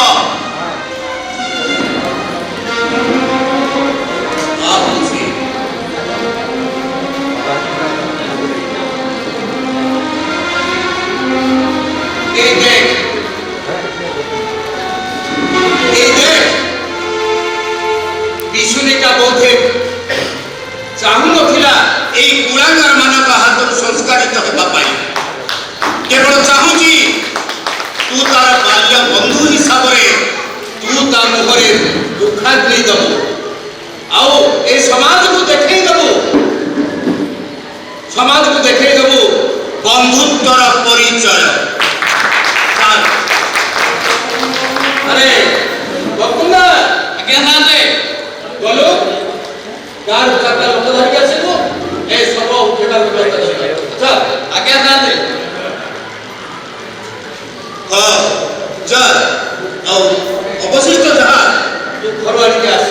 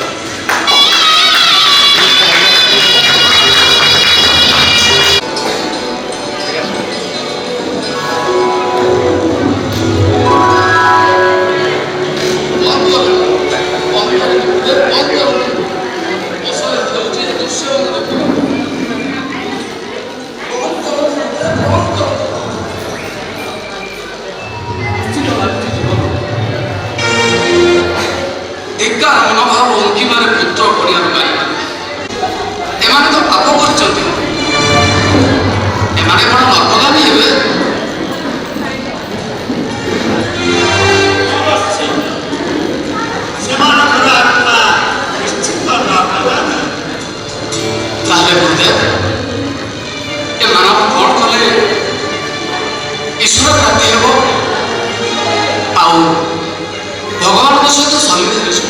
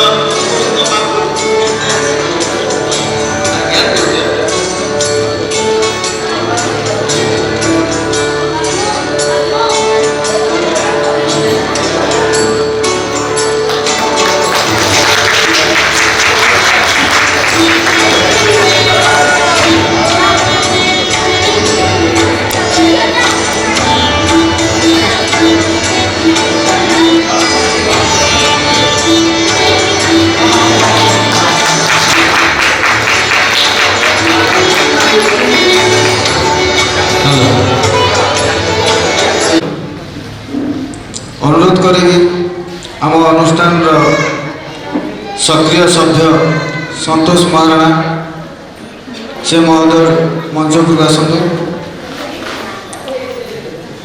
अनुरोध करुच्ची विजय चौधरी आज जी नाटक मृत्यु पर आपण मान देखिले ए नाटक कौन था कहीं गोटे बापर मर शरीर को निजर पिला मैंने अवहेलित कले केवल यही जिनसा ही देखार आजिकल समाज में बोध से सब घटुची आखि आगे रखिक नाटक लिखाई निहती भाव में किसी भूल थी त्रुटि मार्जना करने को अनुरोध एवं आपण मानक अनुरोध करुच्ची समस्ते एमती आमको आशीर्वाद देउछंतु। आम प्रत्येक वर्ष यही नाटक खंडे खंडे प्रस्तुत करूँ आपण आगे आम नाटक परिवेशन कर अनुरोध करुच्ची समस्त कलाकार मानक एवं आम अनुष्ठान सभ्य सत्संग को से निज निजर परिचय ग्रहण करते। विजय चौधरी महोदय विजय चौधरी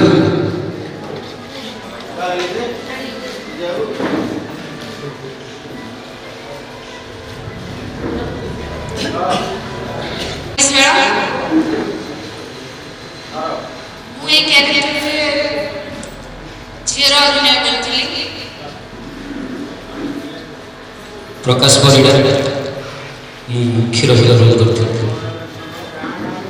उपस्थित समस्त गुरुजन को मोर प्रणाम। मो ना कल्याणी बेहेरा सृष्टि फाउंडेशन जड़े कलाकार मु सुषमा चरित्र अभिनय करूँ। नाटक मृत्यु पर ये नाटक मु गगन चरित्र अभिनय करी मो ना प्रियव्रत दास घर सोमपुर जिते सृष्टि फाउंडेशन आसी द्वितीय वर्ष में आसी प्रथम वर्ष में नाटक मृत्यु पर होता सौभाग्य नाला नाटक अभिनय करवा जहाँ परवर्त अवस्था रिभाइज रूपे ये नाटक पुणी अभिनय कर सुजोग मिलता अनुष्ठान अध्यक्ष समस्त कर्मचारी की हृदय विद्रुततम गुण अनेक शुभेच्छा जनाऊँ।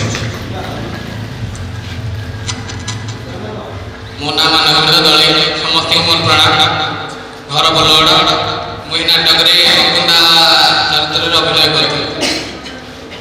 ମୋର ଘର ବୋଲଗଡ଼, ମୋ ନାଁ ବିନୋଦ ବେହେରା, ମୁଁ ଗ୍ରାମବାସୀ ବାରିଆ ଅଭିନୟ କଲି। ରାମଚନ୍ଦ୍ର ମାର୍ଥା, ବୋଲଗଡ଼। ଯେତେକ ଦର୍ଶକ ବନ୍ଧୁ ଏବଂ ନାଟ୍ୟପ୍ରେମୀ ଭାଇ ଭଉଣୀମାନେ ଏଠି ସାମ୍ନାରେ ଛିଡ଼ା ହେଇଛନ୍ତି, ଯଦି ଏହି ଅନୁଷ୍ଠାନକୁ ଆଗକୁ ଆଗକୁ ନେବା ପାଇଁ ଆପଣମାନଙ୍କର ଯେଉଁ ସ୍ନେହ ସଦିଚ୍ଛା ଦେଇ ଆଜି ନାଟକକୁ ଉପଭୋଗ କଲେ, ମୁଁ ଏହି ମଞ୍ଚ ମାଧ୍ୟମରେ ସମସ୍ତଙ୍କୁ ନିବେଦନ କରୁଛି, ଯେଉଁମାନେ କଳାକାର ଅଛନ୍ତି ଆମ ଏ ଅଞ୍ଚଳରେ, ଆମେ ଏଠି କେବଳ ବୋଲଗଡ଼ରେ ଯେଉଁ ଡ୍ରାମା ଆଜି ହେଉଛି, ଖାଲି ବୋଲଗଡ଼ିଆ ଏଠି କେହି ନାହାନ୍ତି। ଆମ ସାଙ୍ଗରେ ସୁଦୂର ସମ୍ବଲପୁର, ମାଣିକେଆଡ଼ା, ନନ୍ଦପଲ୍ଲୀ, ଘରଡ଼ିଆ, ଏ ଆଖପାଖ ଆମ ଅଞ୍ଚଳରେ ଯେତେ କଳାକାରମାନେ ଆମେ ଅଛନ୍ତି, ଆମେ ଯେଉଁଭଳି ଆଜି ଯୋଗଦାନ ପୂର୍ବକ ଏହି ନାଟକଟିକୁ ସଫଳ ରୂପାୟନ କରିବା ପାଇଁ ଚେଷ୍ଟା କଲୁ, ଆପଣମାନଙ୍କୁ ବି ଏ ମଞ୍ଚ ମାଧ୍ୟମରେ ଆମେ ଆହ୍ୱାନ କରୁଛୁ, ଯେଉଁ କଳାକାର ଭାଇମାନେ ଯିଏ ଆସନ୍ତା ବର୍ଷମାନଙ୍କରେ ସହଯୋଗ କରିବା ପାଇଁ ଚାହୁଁଛନ୍ତି ବା ନିଜର କଳା ପ୍ରଦର୍ଶନ କରିବା ପାଇଁ ଚାହୁଁଛନ୍ତି ବା ନାଟକ ମାଧ୍ୟମରେ ସମାଜକୁ କିଛି ଦିଗ୍ଦର୍ଶନ ଦେବା ୟା ଉପଦେଶ, ଯେଉଁଭଳି ଆଜି এই নাটকରୁ ଆମେମାନେ ଶିକ୍ଷା କଲେ, ଶିକ୍ଷା ଲାଭ ପାଇଲେ, ସେହିଭଳି ସମାଜକୁ ଏଣ୍ଟରଟେନ୍ ଦେବା ବା ଶିକ୍ଷା ଦେବା ପାଇଁ ଯଦି ବନ୍ଧୁମାନେ କେହି ମାନେ ଇଚ୍ଛୁକ ଥାନ୍ତି, ଆମର ସୃଷ୍ଟି ଫାଉଣ୍ଡେସନକୁ ଯୋଗାଯୋଗ କରିବେ। ଏଇଟା ହେଉଛି ମୋର ଏହି ନାଟକ ମାଧ୍ୟମରେ ବିଶେଷ ନିବେଦନ।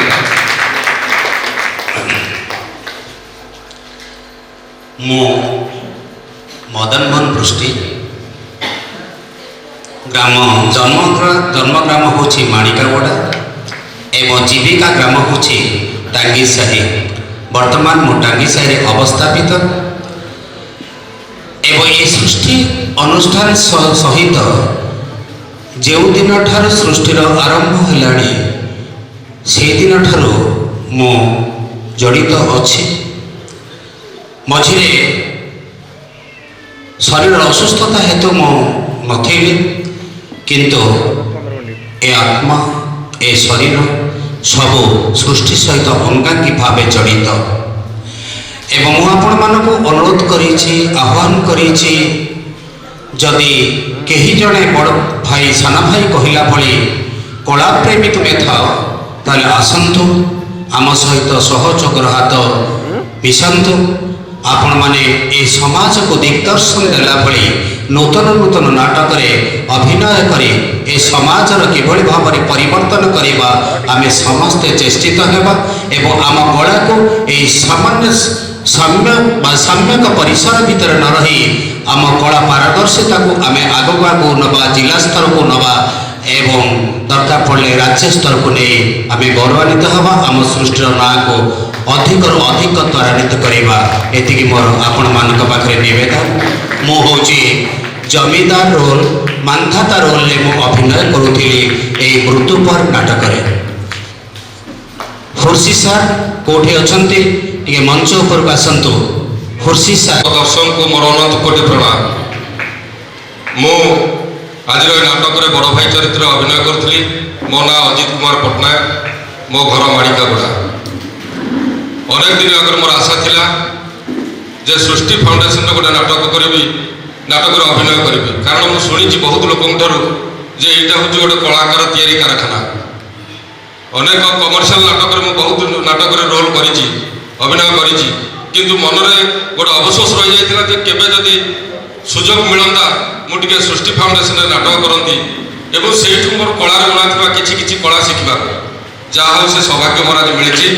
ସୃଷ୍ଟି ଫାଉଣ୍ଡେସନକୁ ମୁଁ ବହୁତ ବହୁତ ଧନ୍ୟବାଦ ଦେଉଛି ଯେ ମୋତେ ସୁଯୋଗ ଦେଇଥିବାରୁ। ସର୍ବୋପରି ଉପସ୍ଥିତ ଥିବା ସମସ୍ତ ମା ମାଉସୀମାନଙ୍କୁ ମୋର ନମସ୍କାର। ସମସ୍ତଙ୍କୁ ସାଧାରଣ ପ୍ରଣାମ। ମୁଁ ଗାନ୍ଧୀ କୁମାର ସାହୁ, ବୋଲଗଡ଼। ମୁଁ ଗୁରୁଙ୍କ ଭୂମିକାରେ ଅଭିନୟ କରେ। ଆମର ଯଦି କେବେ କିଛି ତ୍ରୁଟି ଥାଏ ଆମକୁ କ୍ଷମା ଦେବେ।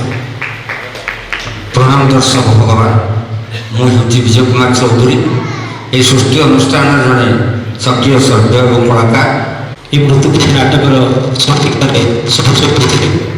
ପୂର୍ବ ବର୍ଷ ଭଳି ଆପଣମାନେ ଯେମିତି ସହଯୋଗ କରିଥିଲେ, ଏ ବର୍ଷ ମଧ୍ୟ ଶାନ୍ତି ଶୃଙ୍ଖଳାରେ ଆପଣମାନେ ସହଯୋଗ କରୁଥିବାରୁ ନାଟକଟିକୁ ଉପଭୋଗ କରୁଥିବାରୁ ଅଶେଷ ଅଶେଷ ଧନ୍ୟବାଦ।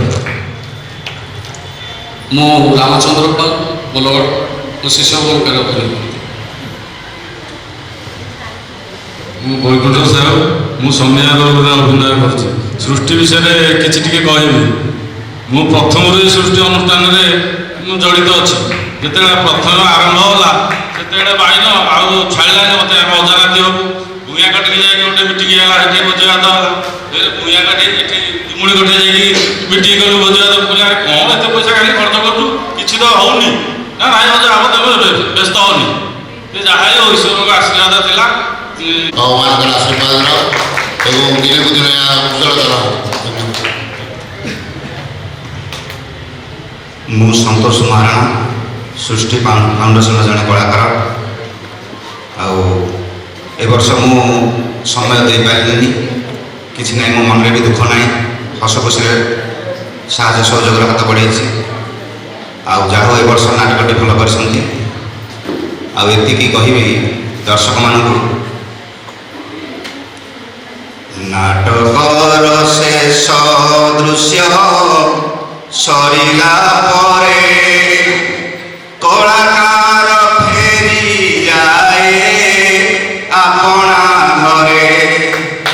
ହେ ନାଟର ଶିକ ତୁମେ ମୋ ଦର୍ଶକ, ଦୋଷ ଥିଲେ କ୍ଷମା ଦେବ ଯିବା ବେଳରେ।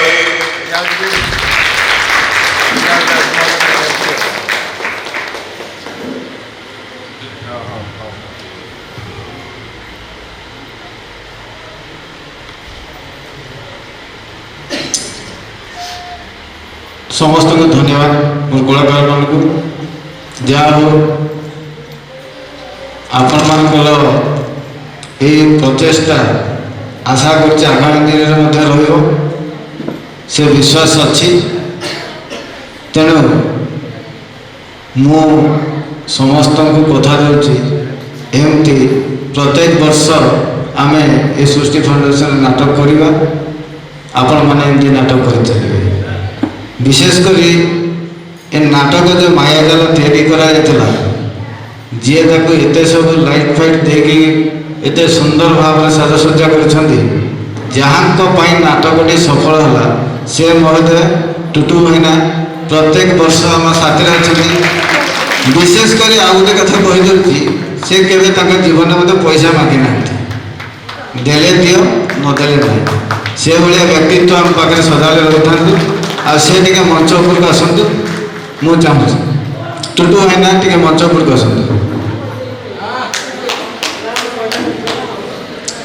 ଆଜି ଟୁଟୁ ଭାଇନାଙ୍କ ପାଇଁ ବୋଧହୁଏ ନାଟକଟି ବହୁତ ଭଲ ଭାବରେ ସଫଳ ହୋଇଛି। ଅନୁରୋଧ କରୁଛି, ପ୍ରକୃତରେ ଆଙ୍ଗୁଠି ଜଣଙ୍କର ନ ଧରିଲେ ବାଟ ଚାଲି ହୁଏ ନା, ବୋଧ ହୁଏ। ମୁଁ ବୋଧେ ଏପର୍ଯ୍ୟନ୍ତ ବି ସେ ଶୈଶବ ଅବସ୍ଥାରେ ଅଛି, ଆଗକୁ ଯାଇପାରିନି। ଯେଉଁମାନଙ୍କର ଆଙ୍ଗୁଠି ଧରିକି ମୁଁ ବର୍ତ୍ତମାନ ବି ବାଟ ଚାଲୁଛି, ସେ ଦୁଇ ଜଣ ଆଉ କିଏ ନୁହନ୍ତି, ଜଣେ ମାମୁଁ ସତ୍ୟପ୍ରିୟ ସୁବୁଦ୍ଧି, ଆଉ ଜଣେ ଗୁରୁ ଏବଂ ବଡ଼ ଭାଇନା ମନୋଜ କୁମାର ପଣ୍ଡା। ଏ ଦୁଇ ମହୋଦୟ ହେଉଛନ୍ତି ଦୁଇ ବନ୍ଧୁ। ଆଉ ଦୁଇ ବନ୍ଧୁ ଏକା ସାଙ୍ଗରେ ମଞ୍ଚକୁ ଆସନ୍ତୁ, ଆଉ ଦୁଇ ପଦ କିଛି କୁହନ୍ତୁ, ଆଉ ଆଶୀର୍ବାଦ ଦେଇକି ଯାଆନ୍ତୁ। ସବୁବେଳେ ସେ ମୋର ସାହାଯ୍ୟ ନିଏ, ମୋର କନସେପ୍ଟ ନିଏ, ମୋର ଯାହା ମୁଁ ସଜେସନ୍ ଦିଏ ତାକୁ ସେ ଗ୍ରହଣ କରେ ଏବଂ ନୂଆ ନୂଆ ଲେଖିବା ପାଇଁ ସବୁବେଳେ ସେ ନିଶ୍ଚିତ ଭାବରେ ମୋଠୁ ମାଗେ, ସାହାଯ୍ୟ ମାଗେ, ସଜେସନ୍ ସେ ମାଗେ ଏବଂ ସମସ୍ତଙ୍କୁ ସେ ସବୁବେଳେ ଛୋଟ ହେଉ କି ବଡ଼ ହେଉ ସମସ୍ତଙ୍କର ସହଯୋଗରେ ସେସବୁ କାମ ଆଗକୁ ନିଏ। ତେଣୁ ମୁଁ ଭାବୁଛି ମଝିରେ ଯେଉଁ ଟିକେ ଆମେ ଧିମେଇ ଯାଇଥିଲେ, ପୁଣି ଥରେ ନୂଆ ଉତ୍ସାହ ନେଇକି ଆଗକୁ ବାଢ଼ିବା। ରାମ ଭାଇ ଅଛନ୍ତି ହେଲା, ନିଶ୍ଚିତ ଭାବରେ ଆମେ ସବୁ ଶପଥ ନେବା, ଆଜି ଗୋଟେ ଶପଥର ଦିନ ହେଉ ଯେ ନାଟକଟାକୁ ବଞ୍ଚାଇ ରଖିବା। ଅତି କମରେ ବୃଦ୍ଧ ବେଳେ ଯେମିତି ବୟସ୍କ ଏବଂ ସବୁ ମାମୁଁ ଅଜା ସବୁ ଏକାଠି ହେବା ହେଇଛେ, ସେମିତି ଆମେ ଅବସର ସମୟରେ ପୁଣି ଏମିତି ଏକାଠି ହେବା ଏଥିରୁ ସୌଭାଗ୍ୟ ଆସୁ ଏଇ ନାଟକ ମାଧ୍ୟମରେ। ମୁଁ ଏତିକି କହି ପ୍ରାର୍ଥନା କରିଛି। ମୋର ଜେଜେ ପାଖରେ ଠିଆ ହେଇଛି, ମୁଁ ଜେଜେ ବାହାରେ। ଧନ୍ୟବାଦ ଦର୍ଶକ। ସୃଷ୍ଟି ଅନୁଷ୍ଠାନ ବହୁ ହାତ ପ୍ରତିଘାତ ଭିତରେ ଦେଇ ଯାଉଛି। ତା ଭିତରେ ରାତିରେ କାଲି ରାତିରେ ଏଠି ଥିଲୁ, ସେଟ୍ ତିଆରି କଲୁ, ଦିନ ଯାକ ବି ଥିଲି, ରାତିରେ ନିଦ୍ରା। ତେଣୁ ମୁଁ ଚାହୁଁଛି ଆଉ ମୋରି ଭଳିଆ ଜଣେ ଦୁଇ ଜଣ ଯଦି ବାହାରନ୍ତେ ଅନୁଷ୍ଠାନ ଗୁଡ଼ିକ ଭଲରେ ଆଗକୁ ଚାଲିପାରନ୍ତା। ଆଉ କିଛି କହିବିନି, ସମସ୍ତଙ୍କୁ ଧନ୍ୟବାଦ ଦେଇ ସୃଷ୍ଟିର ସୃଷ୍ଟି ଆଗେଇ ଚାଲୁ କାମନା କରି ରହୁଛି। ଜୟ ଜଗନ୍ନାଥ, ସମସ୍ତଙ୍କୁ ଧନ୍ୟବାଦ। ଆଜିର କାର୍ଯ୍ୟକ୍ରମ କରି ପୁଣି ଆସନ୍ତା ବର୍ଷ ଜାନୁଆରୀ 26ରେ